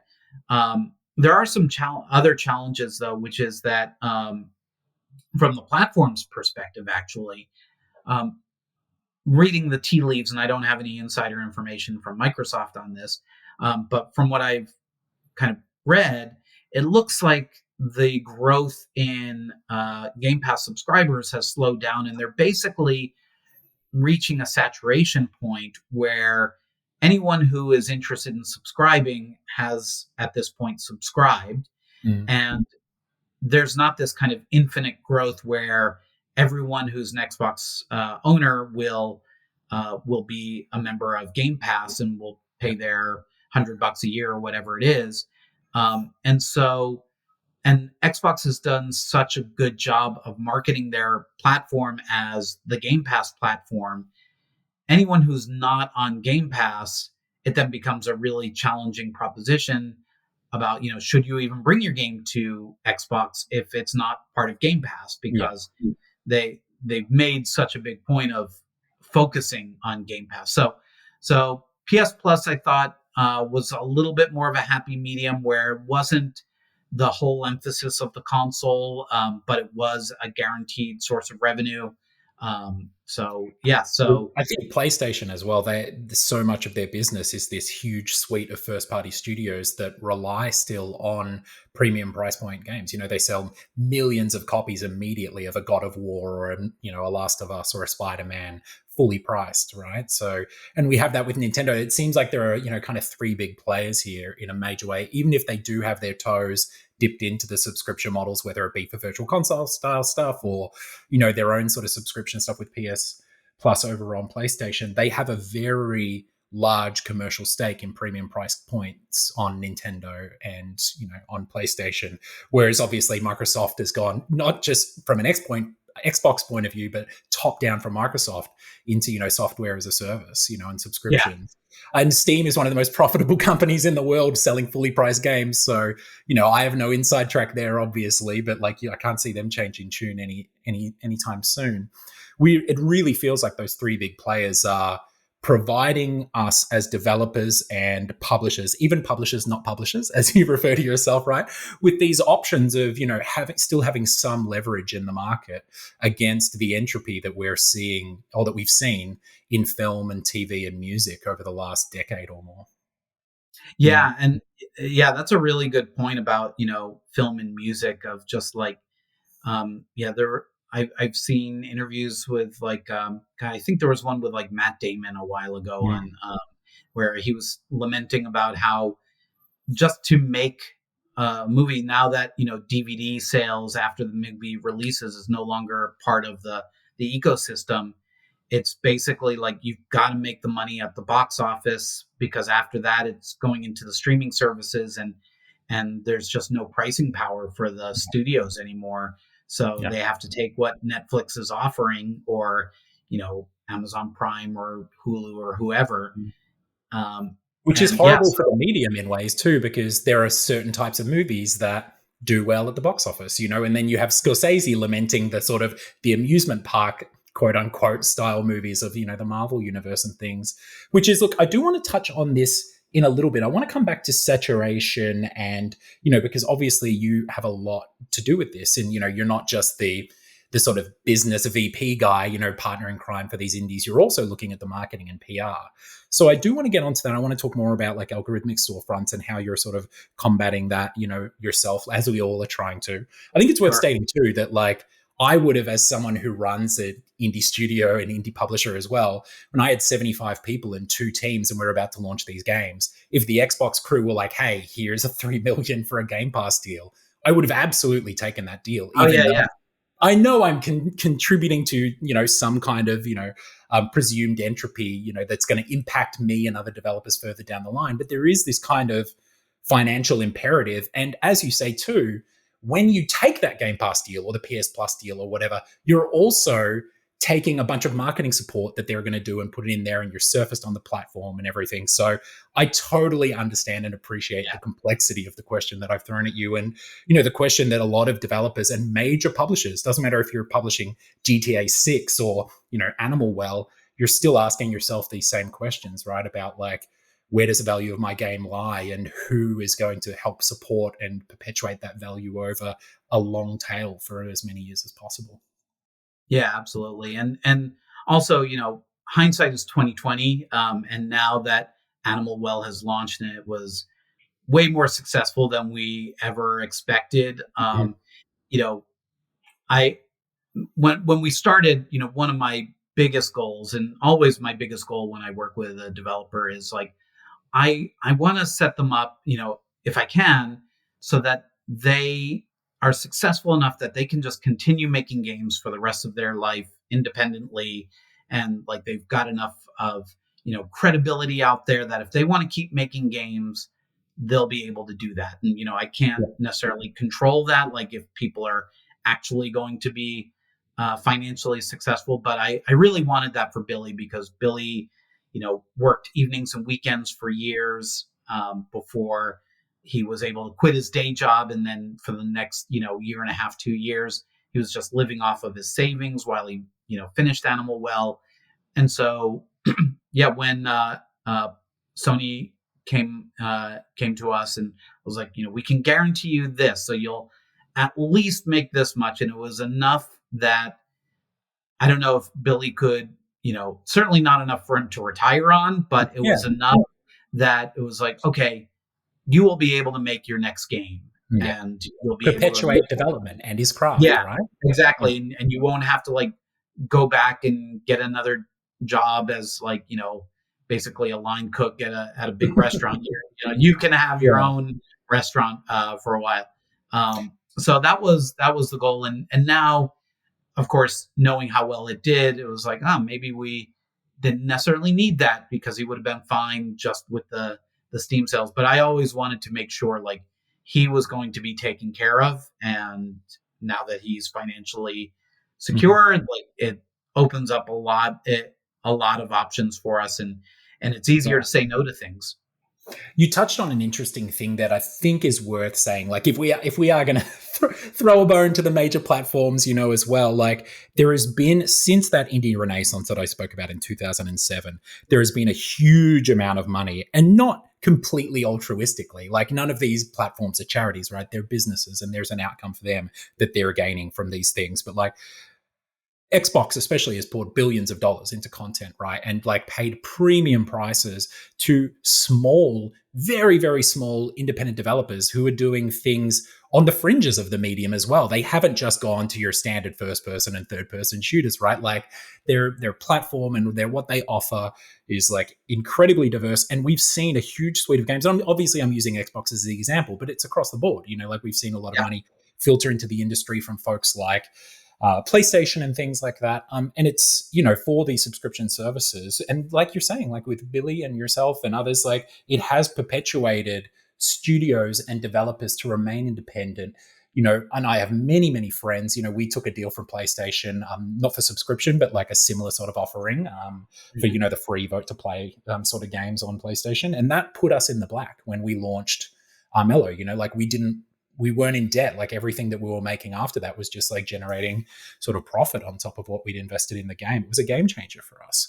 And it's really, it's done a lot but the interesting thing is now that Xbox has a full catalog, now that there is sort of an economic contraction happening on a macro level all around the world, and those deals aren't being signed anymore, we start to see a lot of these developers, even ones like myself and League of Geeks, that are being, massively impacted from the repercussions that has on the industry when those sort of funding opportunities dry up. And now we have that subscription model where it's like, okay, making up some, fake sort of scenario here, but like, okay, well, we'll give you 200 grand for your game or something for 3 years of Game Pass or whatever it might be. It's a very different environment now than it used to be, but a complex topic, no doubt. Yeah. And there's always change in the industry, which is one of the things that keeps everything interesting. But like, I remember there were times when, depending on like some big company, especially the magic time is like when some big company decides now's the time we want to go really big in games, and we're just going to throw money at the problem. And it's like, Yeah. where do I get in line for the dumb money? Because Yeah, exactly. I think of like, God, I don't want to name any names, Mm. but yeah, there were some companies that were just making really, but to them, these large companies, it was rounding error on their bottom Yeah. line. So, they were just hoping like, yeah, if we make 100 investments, one of them will be this big hit that we can like Yeah. hang out as our, big, our big cause. And this is like, Mm. selling point of our platform. Yeah. And so, yeah, so they're, every once in a while when the stars align, there's some good money to be had, and Yeah. you just got to grab it while you can. And so you just got to keep your ear to the ground, like see like who, Right. is there anyone giving out money these days? And Yeah. yeah, Wait for so the wait for right the now, harvest moon. exactly, so right Yeah. now I'm not aware of any stupid money out there, but I'm always up for conversation. So Yeah. Be if sure to there's a let me know billionaire when you out hear there, anything. yeah, yeah. All So right. if any, Now, I am very keen to move on to because, we're sort of talking about it already, but let's actually talk about going indie and your time spent with developers because you've worked on, incredible titles alongside some, amazing creatives, independent creatives like with Axiom Verge and Chasm, and obviously most recently Animal Well. And I'm no doubt probably missing a couple or whatever in there too. So tell me about your sort of your leap of faith and, finding your feet there, and essentially maybe why don't you pitch to our listeners here. You speak about yourself being a publisher, non-publisher, or a VP of business for your developers, but what actually is the suite of services that you provide to, say, a solo developer like Billy or a small team making a game like Axiom Verge?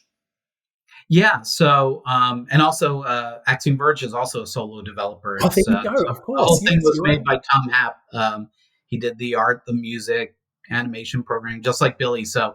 Um, yeah. So what I do, it's kind of evolved. And when I left Nintendo, I didn't have a very clear idea of what I could offer. I just knew I had a lot of knowledge and expertise that I thought would be valuable, but I wasn't sure how to do it.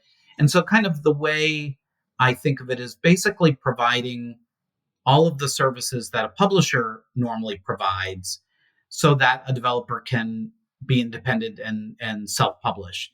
And the irony is like with Animal Well, we did work with a publisher, Big Mode, but it was also their first title. So it was kind of like, yeah, we were still kind of working all together, and this was like Right. a labor of love for all of us. So it wasn't like a big corporate kind of thing. And a fantastic opportunity as well, right? Like you don't want to Absolutely. lock yourself blindly into some, guidelines of not being able to take publisher money if an opportunity like that presents itself. Yeah, yeah, and it wasn't even a financial deal. Right. Big Mode didn't fund development or anything. It was just, Okay. yeah, they had a lot of knowledge of kind of like, what players are looking for, what players like Jason look for in a game. They could add a lot of value by just playing through the builds, giving a lot of creative feedback.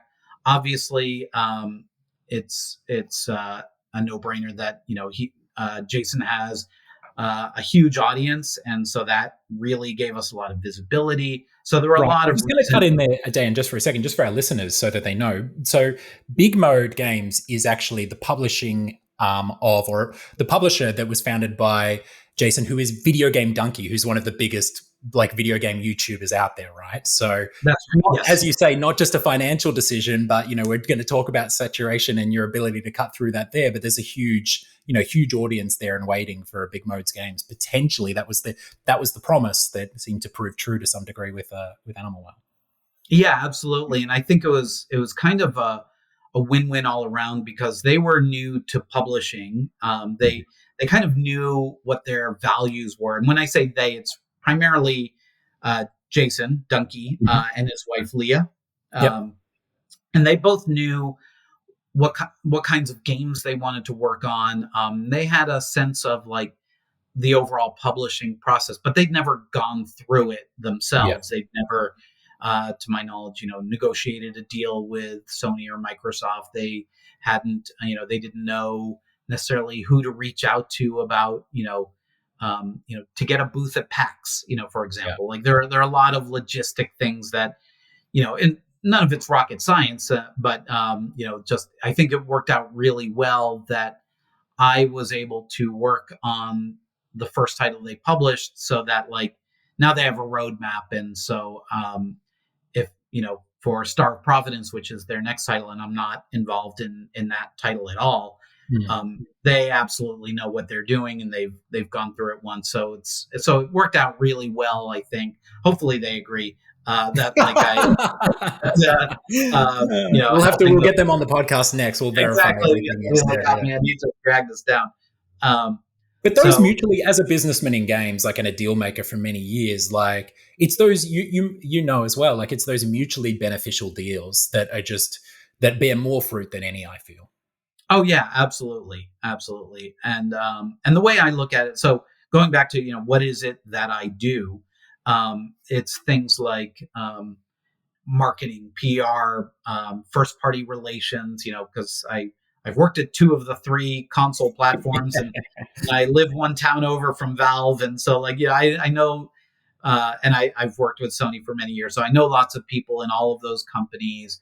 I know, a lot of the, YouTubers and Twitch streamers, and, and people who work at the, IGN, and, everywhere. Cause it's one of those things like, if you're around long enough, Yeah. it's kind of like Groundhog Day, like the Bill Murray. It's like I've just been here for a long time, so I just wound up meeting everybody eventually. Yeah. So I do all of those things. Localization. I've got some good contacts of who I go to for localization and all of that. um, and the only thing I don't really do is funding. So if a developer is like, hey, I need $500,000 to finish my game, um, I can try to help find that funding, but that's not really my strength. And so the ideal scenario is when I find someone like Billy, who's been working evenings and weekends, and he's built up enough savings that he could quit his day job and finish up the game. And I was still able to get him a little bit of funding to tide him over until launch day. Yeah. But yeah, I tend not to, and I wish I were wealthy enough to like start throwing around billions of dollars in investments, but yeah, that's Animal Well did well, but not that well. So and Activer also, Yeah. Still a so, publisher, not publisher. Yeah. Okay. exactly. So that's what the not publisher part means, and also I tend not to brand things on and I've heard from some of the developers I've worked with that like being associated with Axiom Verge or Animal Well or Chasm or Mages of Australia, those are all positive associations. So like being under an umbrella brand wouldn't necessarily be a bad thing. Yeah. So I've thought about like, what would it mean to create a larger brand for all the games I work on? But I don't know. I don't think it makes sense. I don't think it's worth doing. Maybe I'm just being lazy, but well, to give you, I think to take your lazy guess and like throw it to the side and reject it immediately, I would say that it probably has a lot to do with hearing you talk about the respect that you've seen for creators and the respect that you've had for creators through your years. Like, there's no better way to do that than to sort of almost like we were talking about second party developers before, have like a second party publishing sort of service, almost like a white label publishing. I'm Dan Adelman, or come on, I'll be your publisher, not publisher.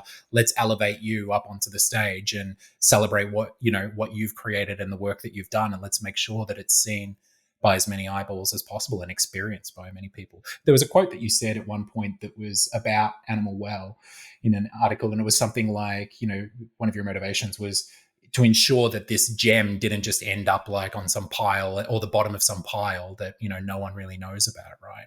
So it does make sense that, the whole, you would say like almost like an agent side of things, like going out and finding money, securing publishing deals and things like that, is less so your focus than helping these solo developers. Like talking to Billy, I'm sure he'd have no qualms us saying, because he said on the podcast, right? He's like, I don't know any of the business side of things. I have no interest whatsoever. So stumbling into, like working with yourself must be great. So tell me a little bit about that relationship between you and a developer. I'm interested in two things. I'm interested in how you, Dan Adelman, choose the people that you work with, because I'm sure people seeing, I'm imagining I'm a solo developer. I'm doing some side-scrolling pixel art thing that's a real special game. I've been working my weekends and nights, but I don't want to have anything to do with the business, but I want to make sure it's a success. Dan Adelman's going to be top of my list who I'm talking to, right? But like, how do you choose the developers? That's one thing that I'm interested. And then what's the day-to-day relationship look like between you and those developers? And how do you come in and work with them and help them, have the success that they deserve whilst not trying to sort of, spoil the stew, so to speak? Yeah. So for the first question,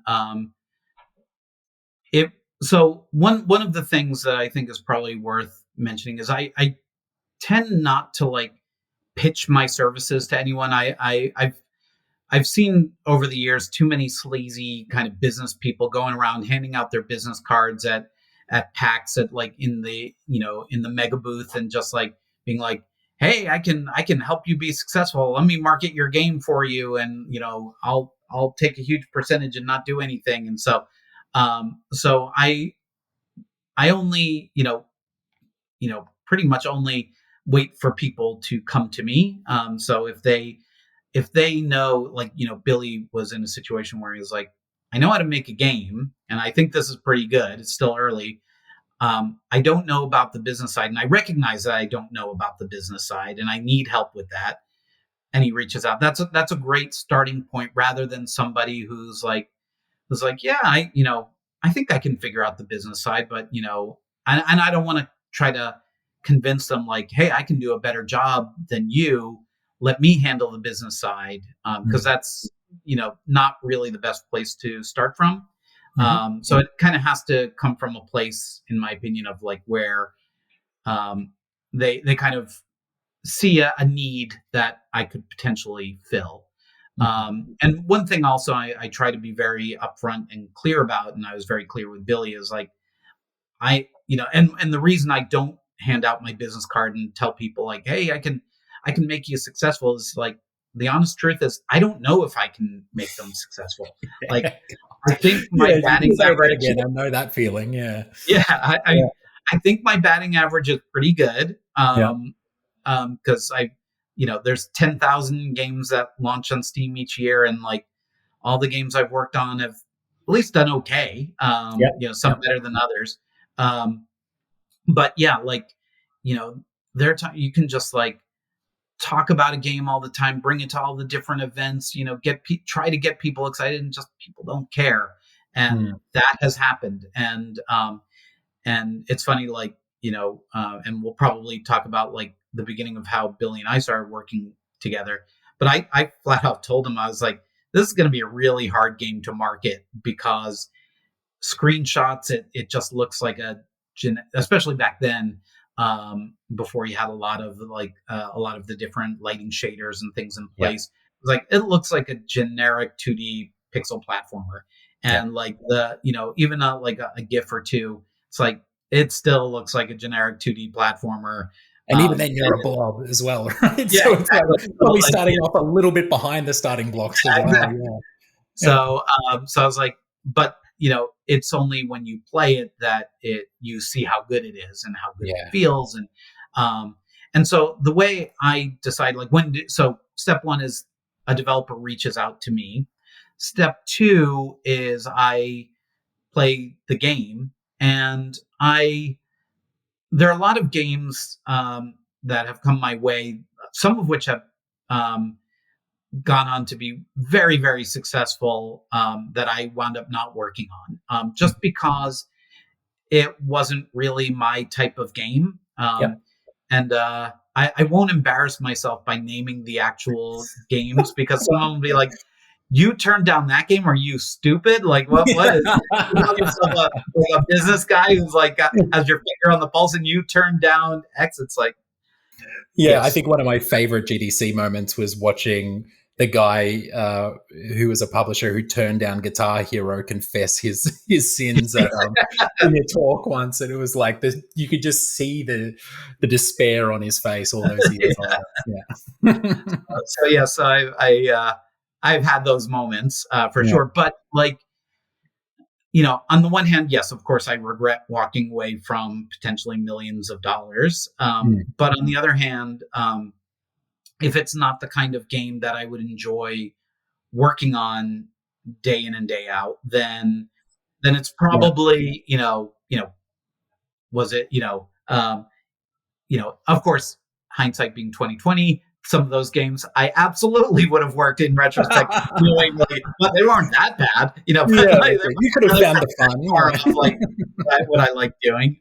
But yeah, but for the most part, like the main thing I look at is like, is this a game that I really enjoy playing and would just enjoy playing? Like I've probably played through Animal Well hundreds of times. Yeah. Like every time Billy came out with like, I just changed some things. I added, some new screens in the, in the upper right part of the map, and he'd upload a new build, and I would play through the whole build and give feedback, and and if it's a game that I didn't really enjoy, that gets old really quickly, and Yeah, of I course. I just get frustrated and be like, all right, I don't want to do this. And then So you're also not providing the level of service I imagine that you would be providing someone whose game you enjoy playing, right, as well. So absolutely, yeah. Like, and I don't want to be a phony and be like, "Hey, everyone, you should play Animal Well. It's the greatest game ever." And it's like I've never actually even played it myself. yeah. I don't really care for it. I don't want to be selling, or trying to convince people to look at something that I don't strongly believe in. So, Yeah. so that match has to be there.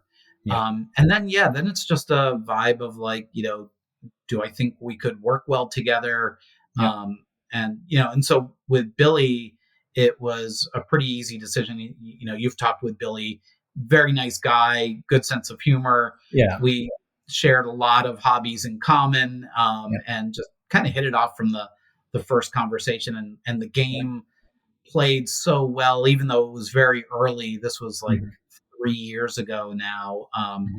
And it was a very different kind of game than what it wound up becoming, but the bones were there, and it was just Yeah. like, I kind of lost all sense of time. Like by the time I put down my controller, I realized like, oh, I've been like exploring this map for like 3 hours and just felt like no time has gone by at all.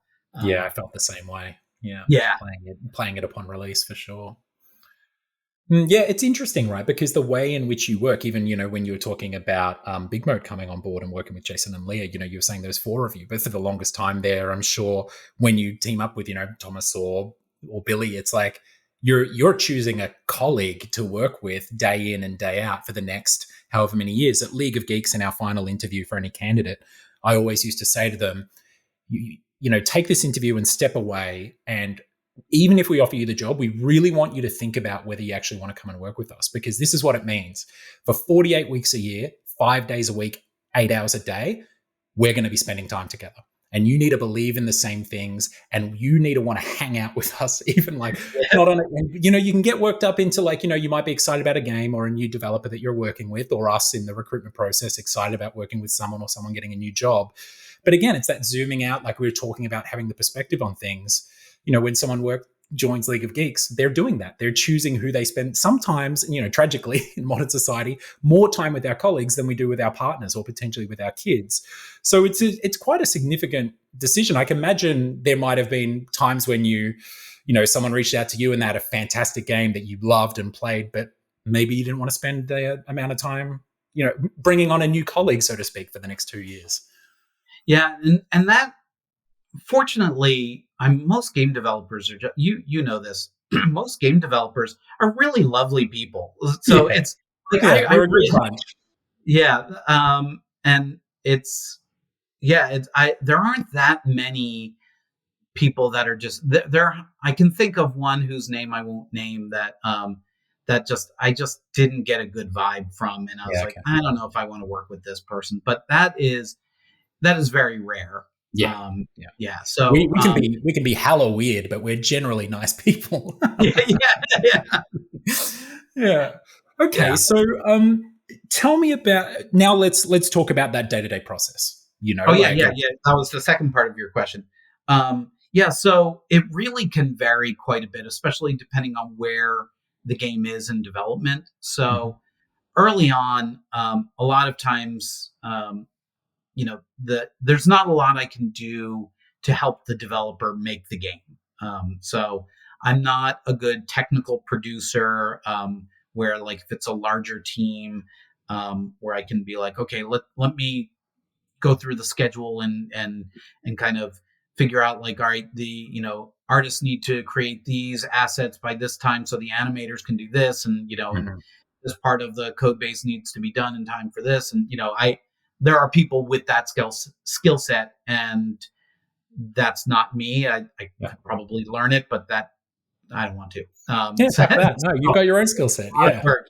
That's a Yeah. lot of work. Um, Yeah. um, so a lot of times it's a lot of like playing the build, getting feedback, getting a feel for like what the game is, and um, at the same time, kind of setting the groundwork by reaching out to a lot of the different platforms. And there's a lot of business development that you can do before the game is announced that you can't really do once the game is announced, if that makes sense. Mhm. Because like Yeah. if there's a deal that's predicated on the idea of like it's going to be a platform exclusive and we're going to announce it on stage at I was going to say E3, but that doesn't Not exist anymore. anymore. Yeah. Um, Summer Games Fest. Summer Games Fest. There you yes, go. yes. Yeah. So we're going to announce it there, and it's going to be like our platform darling. You can't really do that if you already have a Steam page up, and Yeah. and it's like, and you're talking with Xbox or Sony. Mhm. So they're so trying to have all the conversations that have to be had before that first announcement goes out there. Another thing that I usually do at the beginning is trying to think about what the overall marketing plan should be, like based Mhm. on like when is the game going to launch, and working back from that, like what are the major beats, how do we prepare for those, um, and yeah, and then spending a lot of time thinking about what is special about the game and trying to like kind of craft a marketing plan that's not just like first we're going to do packs, then we're going to do this, then we're going to and Mhm. like every game goes through the same process. It has to have some, it has to speak to what's special about the game. So probably a really good example of that is with Animal Well. um, we're just kind of brainstorming about like what is it that makes Animal Well different and special, and like a lot of it for me at the beginning was like these hidden pathways that you could discover, because I hadn't really seen that, where it's like in the early builds where it wasn't really clear if I explored all of the map, because the map wasn't completely done yet. I think like, okay, I think I've seen everything, and then I'd be like, oh wait, there's a little passageway there that I never noticed, and then you go through there, and it's like, oh, there's a whole world over there, Yeah. and Yeah. so like that. I was like, how do we capture that?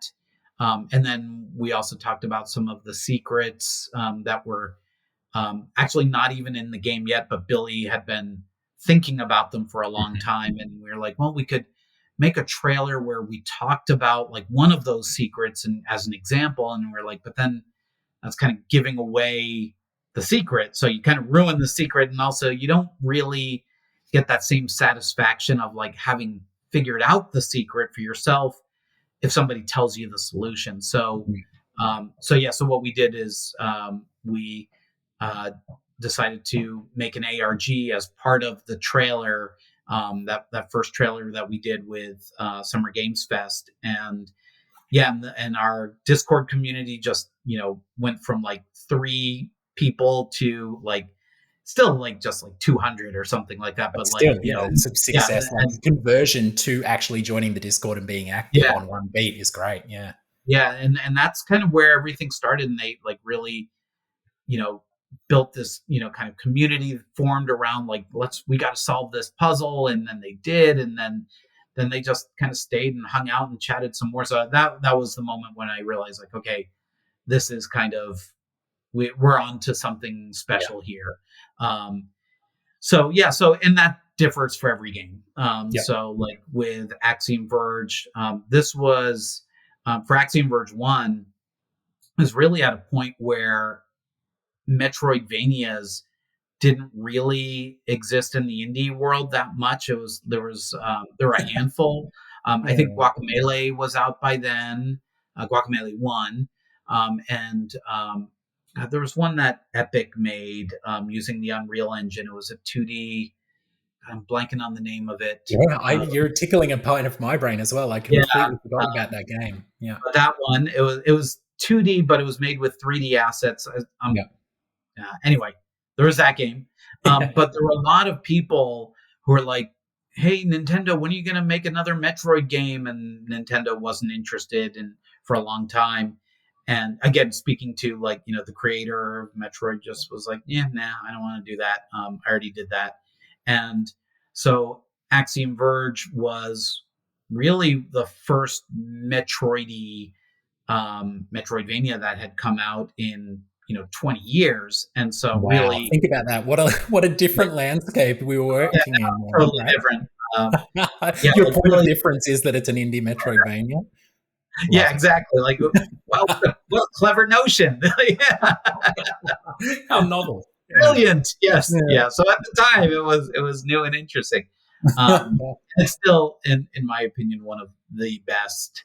And part of me is like, the salesman hat is never fully removed, but it really is. It's such a good Metroidvania. So anyone who hasn't played it, I know I'm speaking mostly to game developers watching this, so it's like, but yeah, there's so many good ideas in that I haven't seen in too many Metroidvania since. But anyway, focusing on that as like the marketing message of like, tying into that nostalgia. And that was also at a time when solo developers were rare, and they still are kind of rare to have a solo developer who can make a game from scratch, music, art, etc. So it's different for each game. And then there's a lot of, the heavy lifting grunt work of like, showing the game at PAX, going to, to different events and shows. There's, Day of the Devs, and, just going around the country, around the world. We, Billy and I are the place where we first met in person. We've met obviously over Zoom many times, but the first place we met in person was in Germany at Gamescom, and it was our first showing the game publicly. And then we went to Tokyo Game Show, and so there's no substitute for seeing people play the game and how they're responding to it, and where they're getting stuck, and just that just feeds so much insight back into the development. Yeah, and back into the business side of things, I imagine, as well. Yeah, right? Like we've got to be, as someone obviously who self-publish our titles and, demoed at countless PAXs and Gamescoms and, drank too many sticks of Kolsch. It's absolutely, it's not just as a developer, you're not just looking and going, oh, they're spending too long, they're getting a bit stuck on that, or they're not picking up that mechanic or whatever it might be. You're also really realizing, especially when you're talking to press too, or pitching to players, you're thinking of those things that are resonating with you. Now, the interesting thing about you, Dan, too, which is that like you're also doing the marketing and PR for these titles. So whilst you're not, providing funding or doing the work that an agent would typically do, like finding a publisher or, finding funding for folks, you don't have a huge background, unless I'm unaware of it, in marketing and PR, right? Like you've worked on the platform side of things and in distribution and business. Obviously, you got your MBA and all the experience there. But you've kind of been, learning the ropes on the marketing and PR side of things as you're going. So I imagine that like that's, your brain is getting tickled by like, that part of your brain, specifically the marketing and PR side and the business, and how you're deploying that into your business strategy, and it's evolving. So on that thought, when you work with a developer, these solo developers, and, do you sort of lay out a business strategy? And obviously your relationship is so close with these people. You're spending meals together and no doubt staying in Yeah. Airbnbs together or whatever it might mean. Like there's plenty of time to talk on the plane and stuff too. um I imagine it's quite an organic process. Do you find that you have some sort of formalized structure that you work where you're like, here's Dan Adelman's strategy, sort of formula, and I'm going to apply it to this game, and we're going to all, create a bespoke, and then you have something that you both go back to when you adapt? Or do you have the benefit of almost working purely organically because of the small size of the teams and the intimate relationship that you have with these developers? Yeah, very much the latter. Yeah, there's Yeah. no like kind of playbook that it's like, all right, well, let me get out my binder and like, here's where we should be on, day, T minus however many days Right. out from launch. And this is what I always do. And I mean, there are some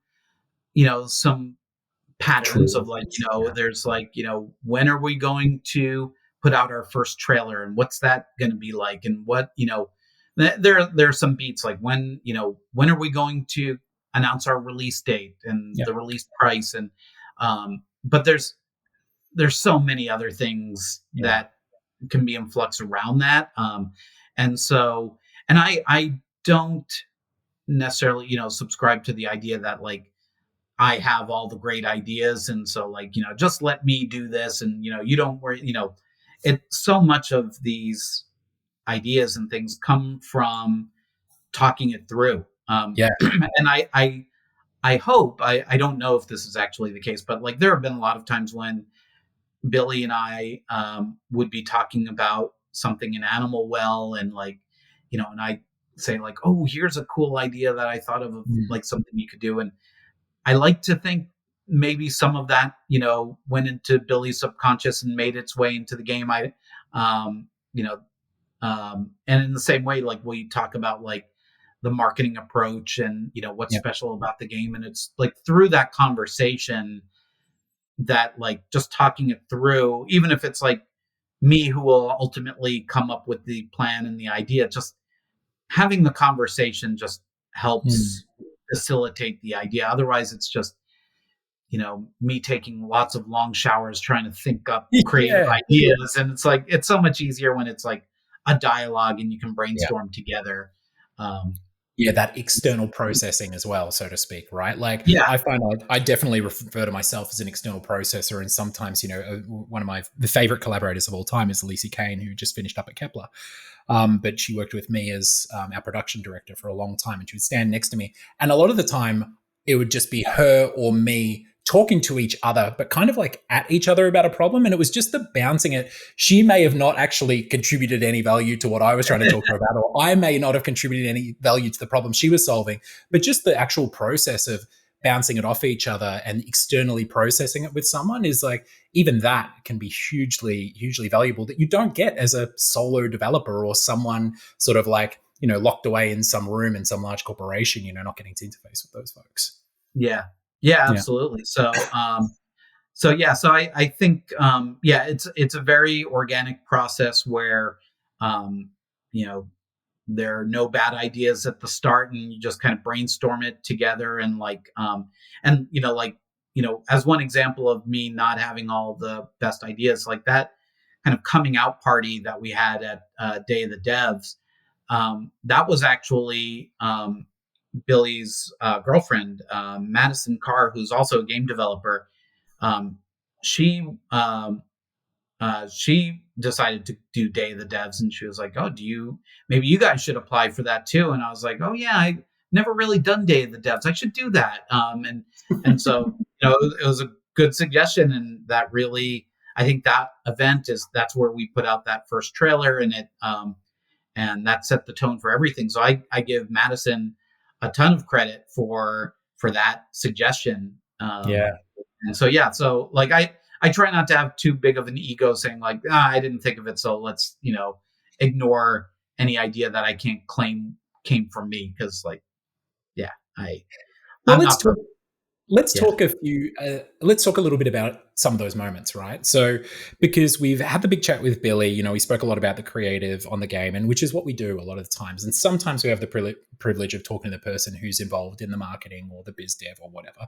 But I'm interested in hearing from you about some of those watershed moments, whether they be, we don't even need to ascribe where they came from, whether they be ideas from you or Madison or Billy or the the Big Mode crew, whatever it might be.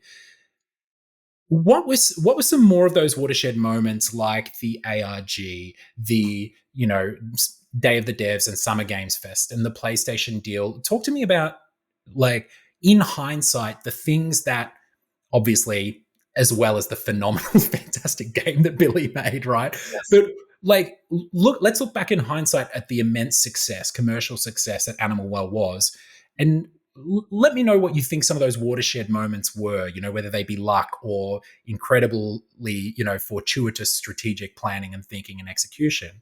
Like, what were some other ones that really stick out in your mind?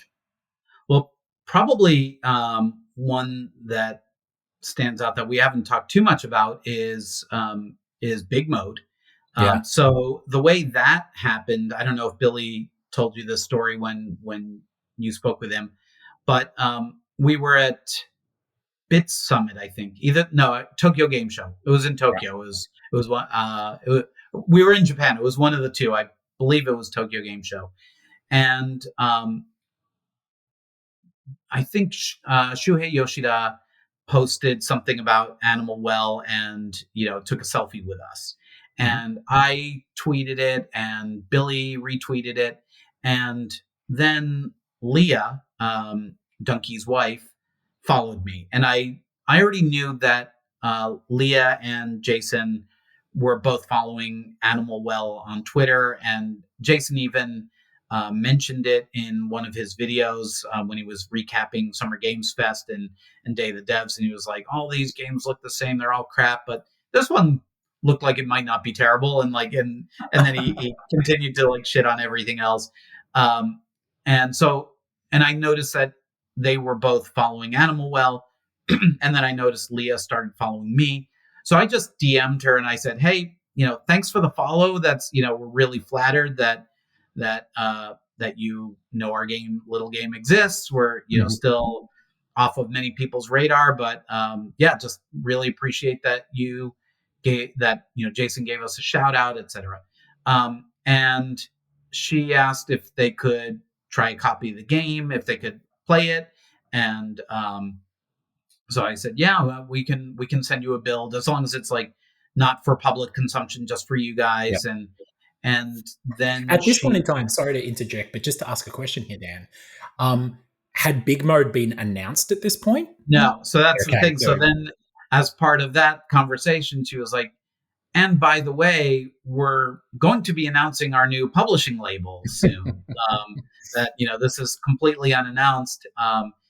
And so she said, "Do you want to talk about that?" And I was like, "I absolutely would like to talk about that." So yeah, so Billy and Madison and I were actually sharing an Airbnb, as you mentioned, like just spending time together. We were yeah, in an Airbnb in Tokyo indie um, life. Yeah, when that tweet, that DM came across, and I was like, "Huh, this could be interesting." I don't know, like how they're going to be a publisher. I don't know, like what their plans are, but like certainly worth a conversation.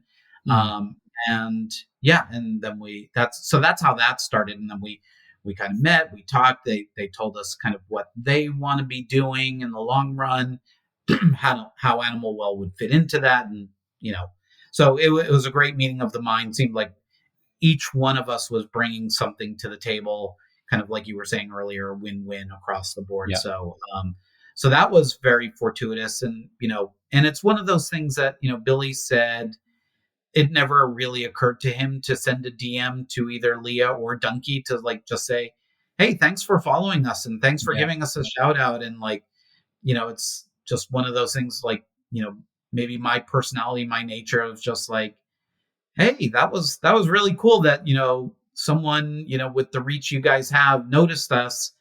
Thanks for following us." Just that gesture. And I didn't have any expectation that would lead to anything, but yeah.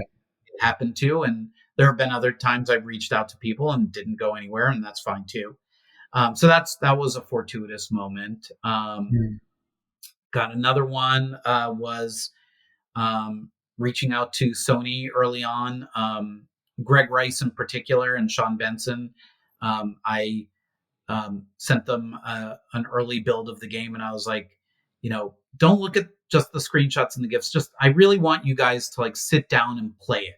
And to their credit, they did. They either Sean went to Greg's place or vice versa, I think, and they just like spent an evening like just playing through the build, and they really enjoyed it and they loved it. And we had this great email thread where we started sharing pictures of our pets with each other because they're like, oh, if there's going to be bunnies in the game, here's my bunny that, are my pet bunny. And I was like, well, and then Greg was like, well, here's my pet cat. And I was like, well, here's my dog. And like, so it was just like this great thing. So it set off the relationship really well. And they became really strong advocates for Mm. animal well within Sony. And as I'm sure you know from experience, just having an advocate for your game inside a large company can make a huge difference. So like whenever they're Yeah. thinking about like, what titles should we highlight in the next state of play, or what should we Mm. highlight on wherever, there's somebody with clout who's like, put Animal Well on the board. We should, Yeah. we should consider them. So yeah, there are a lot of those. It's funny that you say that because I actually have a question here, which is, which I wanted to ask you because I know that you had that relationship, a really strong relationship with, Greg and Sean in particular, and that Shu had posted the tweet and stuff. Like I come across this stuff in some of my research and even just following the game myself. Um, and then also yourself being the Nintendo Indie Champion, you were the internal champion for so many people and changed the trajectory of their careers and their craft. I was going to ask you, what do you think? And you've kind of answered it. So I'm gonna tell you the original question and then I'm gonna alter it. I was gonna ask you, what do you think the value of internal champions are at platforms still today? And is there still value there? So you've obviously answered that. There's Yeah. immense value there. It sounds like still today. Do you feel that value is perhaps more important now or less important as the stores are becoming, perhaps more algorithmically curated? And how much would you say that developers who are either doing their own self-publishing, indie developers, how much time and energy should they be, investing in these things? You have obviously a storied career over 20 plus years, and it's easy for you to talk to platform people because you were the platform guy as well, right? Too. There's a bunch of cred that you walk into the room with. You have a suite of fantastic games. People are going to look at your emails and even arrange to go to each other's houses and play the game together, right? What would you say to developers who understand the importance of this, as you've just stated, in regards to just how important it is today and how much time and focus should they be spending on building relationships with platform holders? Yeah, so I would say yes, as you pointed out, it is important, especially on the console side. Valve has really made a big point of trying to remove that personal element from it, Yeah. for better or for worse. Like they didn't want it to be like the most successful games on Steam were the ones that they knew somebody inside Valve, and if you don't know somebody inside Valve, then you're shut out from the club. And so I think that's yeah, I they're taking a very deliberate approach to be that way, and I obviously they're doing quite well. So Yeah. For so better and for worse. It can be both things, right? Yeah. but I do know some people inside Valve, and like, and they've been invaluable, um, giving feedback of like, Yeah. when I ask them like, hey, if we did this thing, would that impact, have you seen, like, as an example, I asked someone at Valve, Tom Giardino, Mm. great guy, and I'm sure he would answer questions from anyone. It's not like this special relationship that he'll only answer my Mm. questions or anything like that. But I asked him, I was like, we're thinking of doing a PS Plus deal. Would that, have you seen that negatively impact Steam sales? Because we really didn't want any cannibalization. And he, gave me a well thought out answer of like, looking at all these games that have, done PS Plus deals or Game Pass deals and also simultaneously released on Steam, there's they've been just as successful, if not more successful on average than games that didn't do that. And so they, in their limited analysis, they haven't really done a deep dive on the numbers or anything, but he said like it shouldn't have a strong negative impact on Yeah. your Steam. So I was like, great, that is really informative, because that was the last thing I wanted to do was like, accept a deal from Sony that would like, cut my knees out from under me Yeah. on Steam.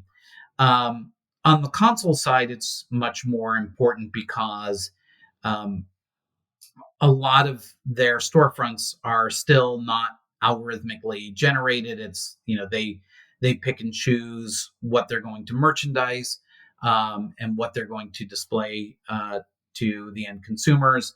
They also have lots of different events.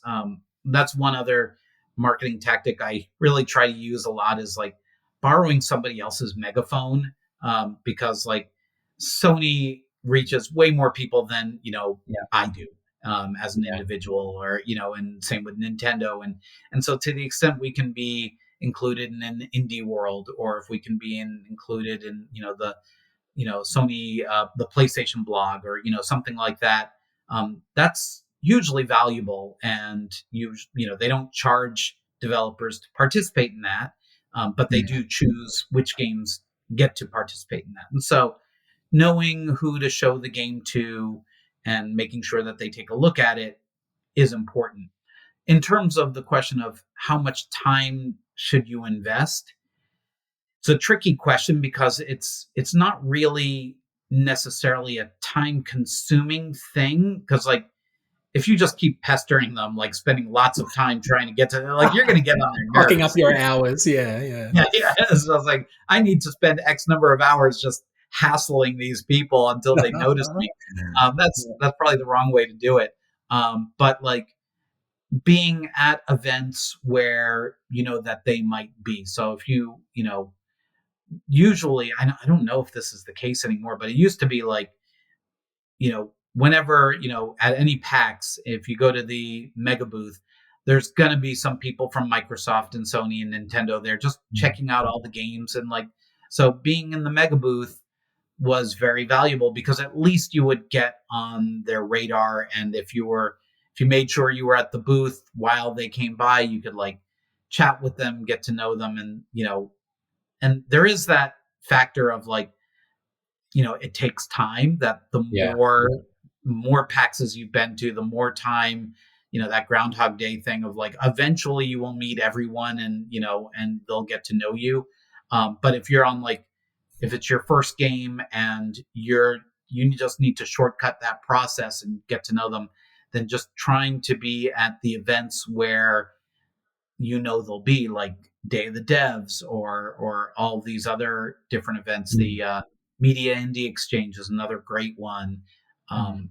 Just being present at as many of those events, and enough times you'll run into the same person from, you'll meet Ted Rogolski at Nintendo, and you'll meet either, well, Greg Rice.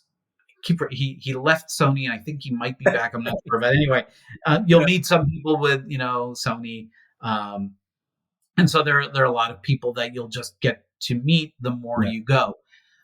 The challenge, it becomes, first of all, it's expensive. That's one big challenge of going to those things, especially if you're international. Like I know, like for you, it must be extremely expensive to go to Yep. PAX. Yep. And like I've never been to PAX Australia, because it's like the flights alone are just ridiculously expensive, and like Yeah. let alone shipping a whole booth's worth of TVs and and Yeah, consoles.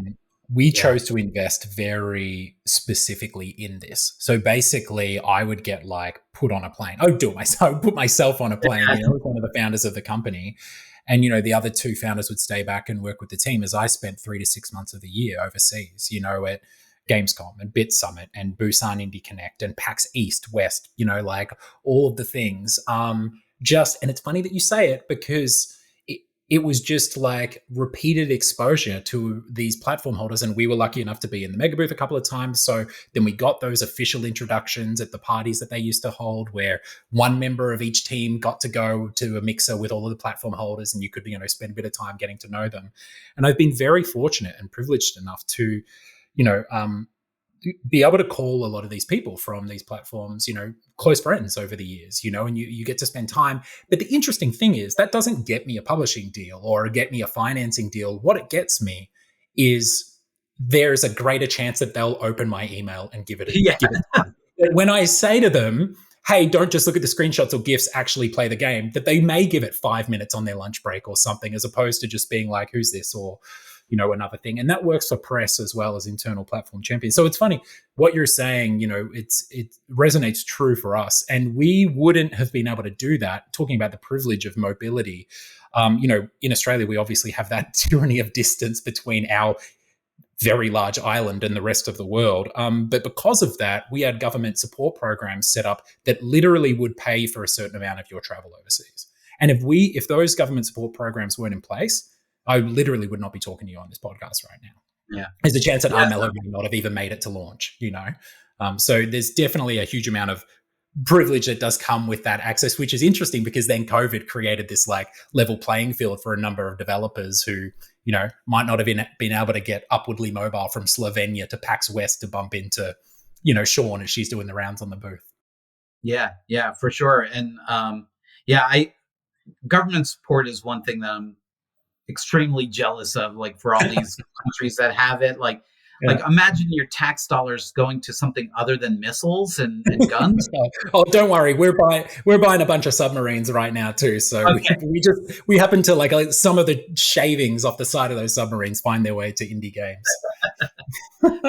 Yeah. All right. Well, look, it's good to hear about the how you've navigated those relationships and stuff, and how actually there are those. Myself, as literally a nobody from Australia, as an indie developer with an iPad in my jacket pocket at the start of my term, it does mirror your experience actually coming from a publisher and a platform holder and being able to, and finding those relationships the same way.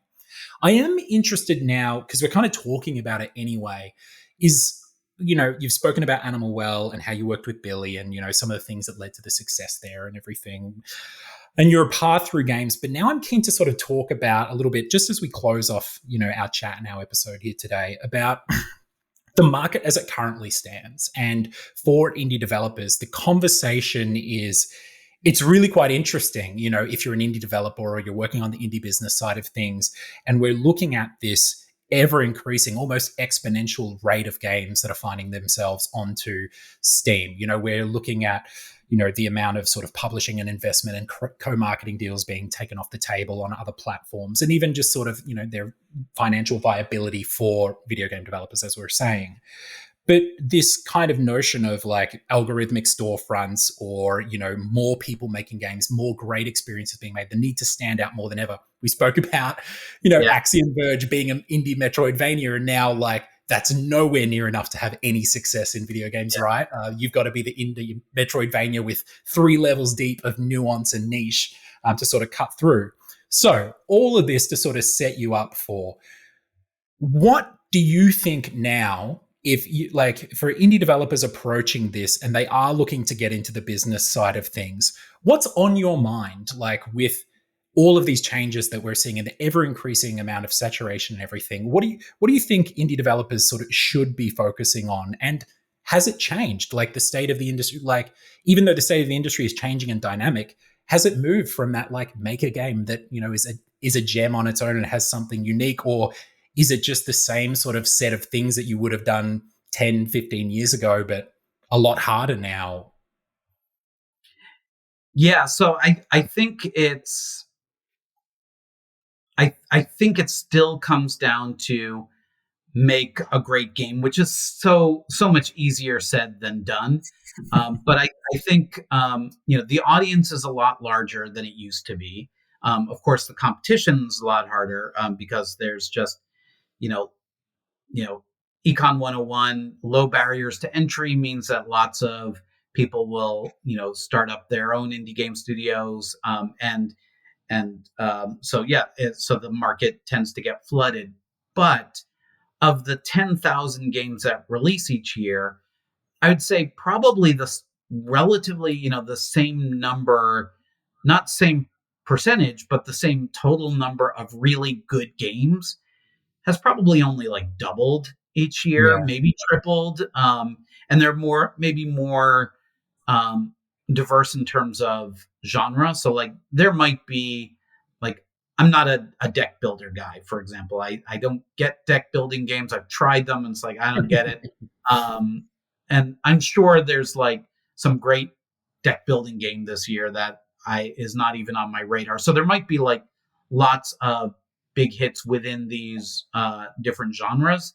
Mhm. But the total number of great games each year is not going up nearly as fast as the total number of games. And so the result is you see like, wow, in order to be successful, used to be you had to be in the top 1% of all games released. Now you have to be in the top 0.01% of all games being released. But it's still, you know, 50, 100 games each year that are really great, really that good that will, Yeah. will be remembered after a year or two. Yeah. And so yeah, I'd say, strive for that level of Yeah. excellence. Again, easy for me as the business guy to say, make something awesome. Just do that. No, but it's funny that you say that because we have a conversation in Australia a lot about the critical literacy and the ability to tell whether something is good or not, or even tell where the bar is. And I mean, there's been a breakdancing controversy recently, right, for Australia, where there's a kind of, because we are this island and we can be very insular in some ways. A lot of the time, the things that we make or the targets that we work towards in a number of industries, we're not looking at what the international level of excellence is or what it actually takes to be successful on an international scale. And of course, we've invented the refrigerator and Wi-Fi and a bunch of other things, right? Like we've contributed. We've got great swimmers out there. We can swim as good as any of them. But like the reason why I say all of this is because there is a conversation in Australia about like what does it actually take to understand what that, what excellence looks like on an international scale and how do you. So I'm sort of supporting you here in that it is, while it is easier said than done to be like, go and make something fantastic that is exceptional. I think there are things that people can do to actually understand what an exceptional game or experience is and focus on that and developing that craft, right? And being able to sort of strive for that level of excellence and that degree, as opposed to just being like, I'm going to make the game that I want to make and I'm going to play it on my machine and just like, it's awesome and put it out there, right? It's a very different thing as opposed to strategically trying to make something actually exceptional on an international scale. Well, I will say though, on the one hand, yes, I agree with you, but on the other hand, I would caution any aspiring developers not to just kind of like see where the market is and be like, okay, this is, this game did this, Animal Well did this. I'm going to make, something like Animal Well, but better. And Yeah, like, like a strategic product appraisal as opposed to just yeah, looking at or a something level of like that. Like it was lacking in this one area, but if I'm going to take that core concept and do that and like make it, somehow, improve on it. There's a lot to be said for creating something that only you could make, yeah, something that's very personal, and so like for example, Animal Well had all of these different puzzle ideas and also lots of animals and just the whole worldscape was just it was very personal to Billy as a person. That's just kind of the mm, kind of game he wanted to make. So on the one hand, like yes, there are a lot of developers out there who are like, I'm not even going to look at the marketplace. I'm just going to make the thing that I want to make because that's and they should do that. Unfortunately, most of them will fail. yeah, But yeah.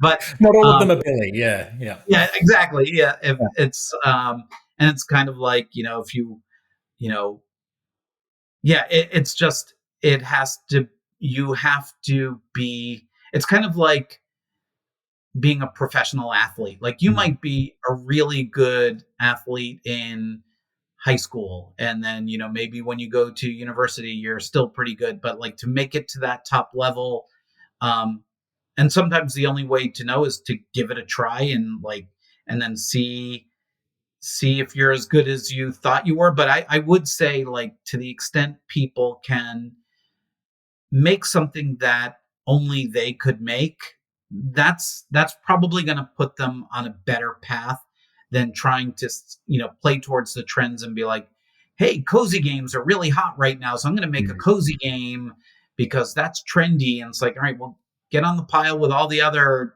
cozy games, and maybe you'll be lucky. And it's like, winning the lottery, where if your Yeah. one game catches people's eye, great. But yeah, I think to the extent you can make something that is unique to you, you improve your chances. But again, there's sadly no guarantees. I wish I could say, like, here's the formula for success. If I had that, I would share it, but I don't.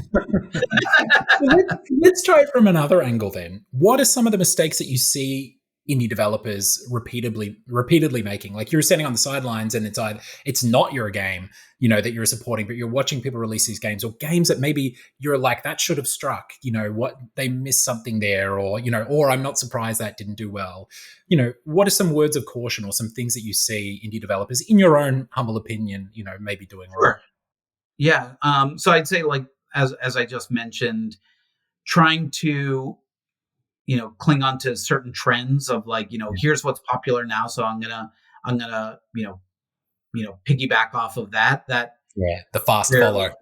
Yeah, you're probably to use a sports cliche, you're going where the puck was, not where it's going. And, like, I don't know, but even if you can't predict where it's going either. So so I'd say that's one.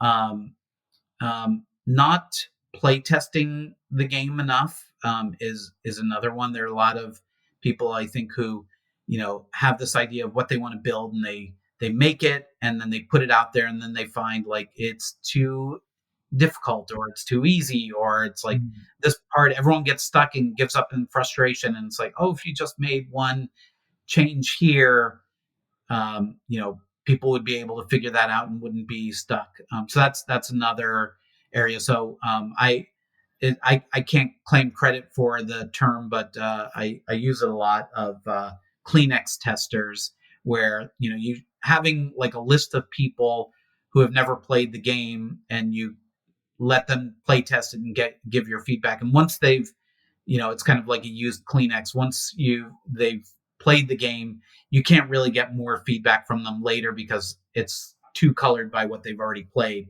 Yeah. So having lots of people play test it.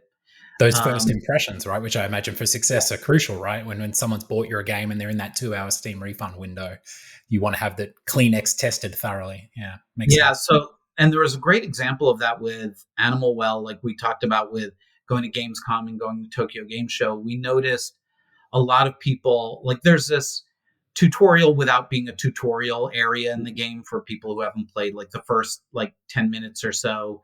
You have to navigate through this little area that introduces you to the mechanics without telling you that that's what it's doing. But and once you get out of that area, we found, like, most people just keep playing. It's if they're going to quit out of the game, it's in that opening area. And that opening area used to be a lot harder, and people would give up in frustration or die a couple times and they would quit. And so by making a few changes, and I tweeted about, like, what those changes were. I'll see if I can find it, and I'll send you a link.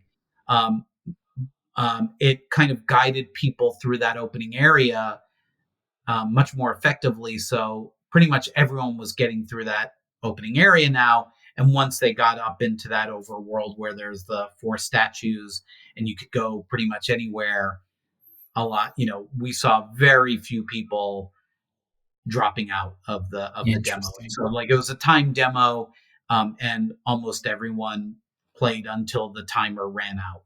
And so that was good. And that was not the case until we play tested that one area over and over. And then there was another tip I was going to add. So we might have to, like, pause the recording while it comes to you. It was. Oh, okay. All right. So another common, possibly mistake, in my opinion, that I see a lot of people make is once they kind of know what it is they want to make, it's really important to put it in front of people and figure out what kind of people will like the game. And so what I mean by that is like I've seen people mix up genres that maybe shouldn't, or mix up styles that shouldn't necessarily go together. So like if you're if you're making a game that's more about like skill and maybe potentially some violence, or what we would consider like a hardcore game, Mhm. um, maybe make sure the art style isn't overly cutesy and adorable. Like I've seen games that's like really challenging gameplay, but the art style makes it look like a kid's game. So anyone who is attracted by the art style, it's going to be Mm. too difficult for them to play. But anyone who would have really enjoyed the gameplay is going to be turned off by the art style. So making sure those two fit together Yeah. is very important. It's a mistake that you see way more often than you would expect. Yeah. Um, It's and funny that yeah, you say that because we when I was working on Armello, and I, I'm so bummed out because I'm gonna forget their names. It was so many years ago. It was like over a decade ago. But we just happened to meet with, because they were lovely and they offered us the opportunity. But two of the global brand leads for Ubisoft at the time, I think they were doing some third party stuff. They did Valiant Hearts and some other games or whatever. And they were doing little spin off things, and they looked at Armello. And at the time, it was really early days. We were developing a lot of our concepts for the characters, and they gave us this exact same feedback, and it was fantastic. Is that like we had more Disney softer characters that we were sort of like throwing up between, and they were like, your game is pitching younger, but your art is pitching younger, but the game is for an older audience. And they're like, you can actually, and it's funny, Blake, my business partner at League of Geeks, has this thing. He's like, shoot for the older sibling, because the younger sibling will play what the older one is playing anyway. But if you shoot for the younger sibling, then the older one won't want anything yeah, to do with it. So yeah, we skewed higher in our age, and we made our art more mature, and it worked really well for us. But then, funnily enough, we knew that rule, and we'd put it to great use, and we'd been told by these global brand leads at Ubisoft, and we knew it ourselves. Like I said, my business partner was one of the big internal champions there, and then we made that same mistake with Solium Infernum. So hardcore strategy game, archfiends in hell, but we wanted to go for a broader audience and crack open the strategy genre as our company mission. And so we made a bit more of a classical or softer looking, archfiends. The card art was very metal, very, very, very hell inspired, but it was something that people, from the moment we announced and revealed, people were bouncing off. But we were already too far down that path. And in later archfiends that were later down the pipeline, that hadn't been designed yet, they got progressively more horrific and kind of hellish. But it sort of proved itself to be true when we released as well. Obviously, Solium Infernum wasn't the commercial success that I think it could have been. And, Ty, our creative director, and, had a lot to do with the art direction there too. And I have lamented, maybe we would have made that decision differently had we, been able to go back in hindsight. And interestingly, we knew it, but you find yourself going through that. yeah. And like, if Animal Well hadn't been as successful as it was, I may very well have said, in retrospect, maybe, having all those animals in there was too, skewed too young. Like you can always, play, like second guess yourself after the fact. And like, once it's successful, you can say, I knew all along it was a perfect alignment of like gameplay and art style, but but there's that survivor bias, right? It's like, AIAS podcasts and GDC talks from all of us who've been successful, but it's, it's where the bullet holes aren't that we should be worried about, right? When the absolutely. home. Okay. I got one final question for you, which again is like a bit of altruistic advice. Let's throw a bone to a bunch of indie developers out there who right now have a game. They've been developing it like Billy would have, and they're looking for their Dan Adelman, or they're looking for a publisher or something like that. And let's say they're getting their first PLAs, they're getting their first publishing deals or whatever it might be. What advice do you have for indie developers, whether they be ones that you're working with? And obviously every scenario is different, and all publishers have different types of, deals and things on offer, whether it be financing or publishing or, like we were talking about, a subscription deal, for Game Pass or something. Have you found over your years working on both sides of the of the fence, are there some truisms that you think like indie developers, some gotchas to look out for, or things that they should keep in mind before they jump into bed for 3 years on a title that may or may not secure their future moving forward?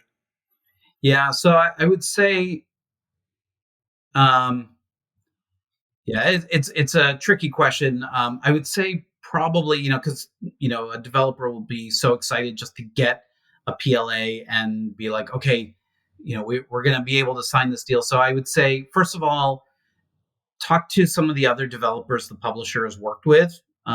Get a sense of like, does the publisher pay its bills on time? Does it, does it do a very good job marketing? Does it, kind of abandon titles partway through? What kind of reputation do they have? Um, and developers will generally be very honest about what their experience of, especially if the game is already out. And like, there are some publishers, unfortunately, who will just like, they'll say like, you will share a percentage of profits, but then they won't really tell you where their costs came from. And they'll Mm. say like, yeah, we're not quite profitable yet. And so we're still recouping, and like, and they'll, not give you the fair shake. Um, I hope those publishers are in the minority, and I know a lot of publishers are, really bending over backwards to show like they're one of the good ones. And I think a lot of them come from genuinely good places, but there's also the realities of like sometimes people run out of money, and so like making sure that they're financially solvent, and asking those tough questions so that like when the money starts coming in and they start collecting the revenue, are they going to then pay the rev share that they're supposed to? Mhm. That's a big one. Yeah, so I'd say, yeah, just overall, not necessarily just financial solvency, but just overall reputation. Are they micromanagers? Do they know what they're doing? Do they know what goes into making a game? Do they have the relationships? So to the extent you can talk with other developers that they've worked with, that goes a long way. Yeah, great advice. Okay, I'm having so much fun here. So I'm actually going to have one final question. Okay, one final. Yeah, Well, sure. one final, then we're done, I promise. You have gone from being on the platform side of things as the man in there trying to make a bunch of change, right? Like keeping your head down, not being the nail that sticks out, right? Catching the hammer. And now you're on the indie side, and you have been for almost an equal amount of time in both camps right now. It's a very privileged position to see how the industry shifted and to see things from both perspectives. If you could have a magic wand or one, three wishes or whatever it be, one thing that you would hope that the platforms, and you don't even need to name particular ones, but like your Steams, your Nintendos, PlayStation, where people are selling their games and where people are buying games. If there was one thing or one change that you would still like to see or you would wish for now, to really support those things, those themes that you've spoken about throughout this interview, like furthering innovation within the medium and elevating new voices, providing more sustainability and respect, and more of a future and support for developers, and then also like I guess ensuring that great games and like the medium itself and the products and the experiences that we put out are given the respect and the sort of the surfacing that they need. Is there anything that you would do if you could walk back in as the big boss Bowser at Nintendo and wave the wand, like, or wherever it may be? Yeah. Oh man, that's a good question. From the console side, Mm, I would really like to see the consoles make a lot more investments in discoverability. That was a big problem back when I was at Nintendo, and it's still just as big of a problem on all of the console platforms. I'd even say Steam. It's better, but not great. yeah. There's still really those handful of titles that keep getting resurfaced to a lot of players. Of all of them, I would say Steam not only has the largest data set of all the different customers and lots of different games, and so they can kind of see in more fine detail of what people play than the console platforms. But I think there's a lot of investment that the platforms could make in terms of noticing when something, making sure it's visible to the right audience, and then also being able to adapt quickly when something that maybe wasn't even on their radar at first pops up and it's actually quite good. How quickly can they turn on a dime and like start showing it off to people and making sure that people see it after the fact? Because yeah, most of the sales will come at launch, but there's no real reason why launch has to be the big moment of whether a game is successful or not. I think if the platforms really do a good job of surfacing quality content and making sure that players continue to see the best games, that the those games can have a better shot even after they've launched. Mm. Yeah. So that's that continued It's investment. And easier it's said. funny. Yeah, it's funny, right? It's like I don't envy them, right? Like we're looking at the number of games being released on Steam, and we're thinking about it from our point of view on the development and the publishing side, and thinking, oh my god, Jesus Christ, how are we going to combat this? But the problems on the other side of the fence are just as unique, I imagine, too, right? It's like, how do we surface all of these games? And we've only got so much real estate, and which ones do we surface? And without a 1,000-person team, and yeah, absolutely unique issue to get. And, I'm sure it's going to be an open-ended problem for many, many years on both sides of the Well, camp. I will say one quick solution that I think absolutely should not be controversial is all the platforms should stop selling ad space on that, promotional spots on the Yeah. dashboard. Yeah. That is completely antithetical to, like, if they want people to go to their storefront to see what the best games are, and some of those spots are paid for, I don't think that's a good idea. So I think by taking those dollars from the publishers, they're undercutting the value of their own store. So that would be the one piece of advice that they could do tomorrow, is just shut down that whole side business of like Yeah. we sell placement on the dashboard. And I think that's Sony and Microsoft who do that. So I'm gonna call them out by name. Nintendo doesn't sell that spot. Valve doesn't, but I believe both Sony and Microsoft do. So It boggles the mind. We've seen what it does, what it's done to the App Store as well. Even not just like placements directly on the store, but the how much like third party funneling of games, like through like just having the metric to be able to like tweak the numbers by funneling hundreds of millions of dollars in once you get a particular LTV on your metrics, right? It's interesting that the other platforms are following suit, considering what's happened over there. yeah. Dan, what a pleasure it has been to sit here and chart your career and your various adventures through Japan and Microsoft and Nintendo and then into the indie sphere. And thank you so much for being so forthcoming. I know I put you on the spot with some big questions and some complex topics. So thank you very much. And on behalf of all of our listeners, really appreciate the openness here. Thank you so much. It was really fun having this conversation. So let's do it again at the next PAX or something. Yeah, I'll see you there, I'm sure. All right. All right.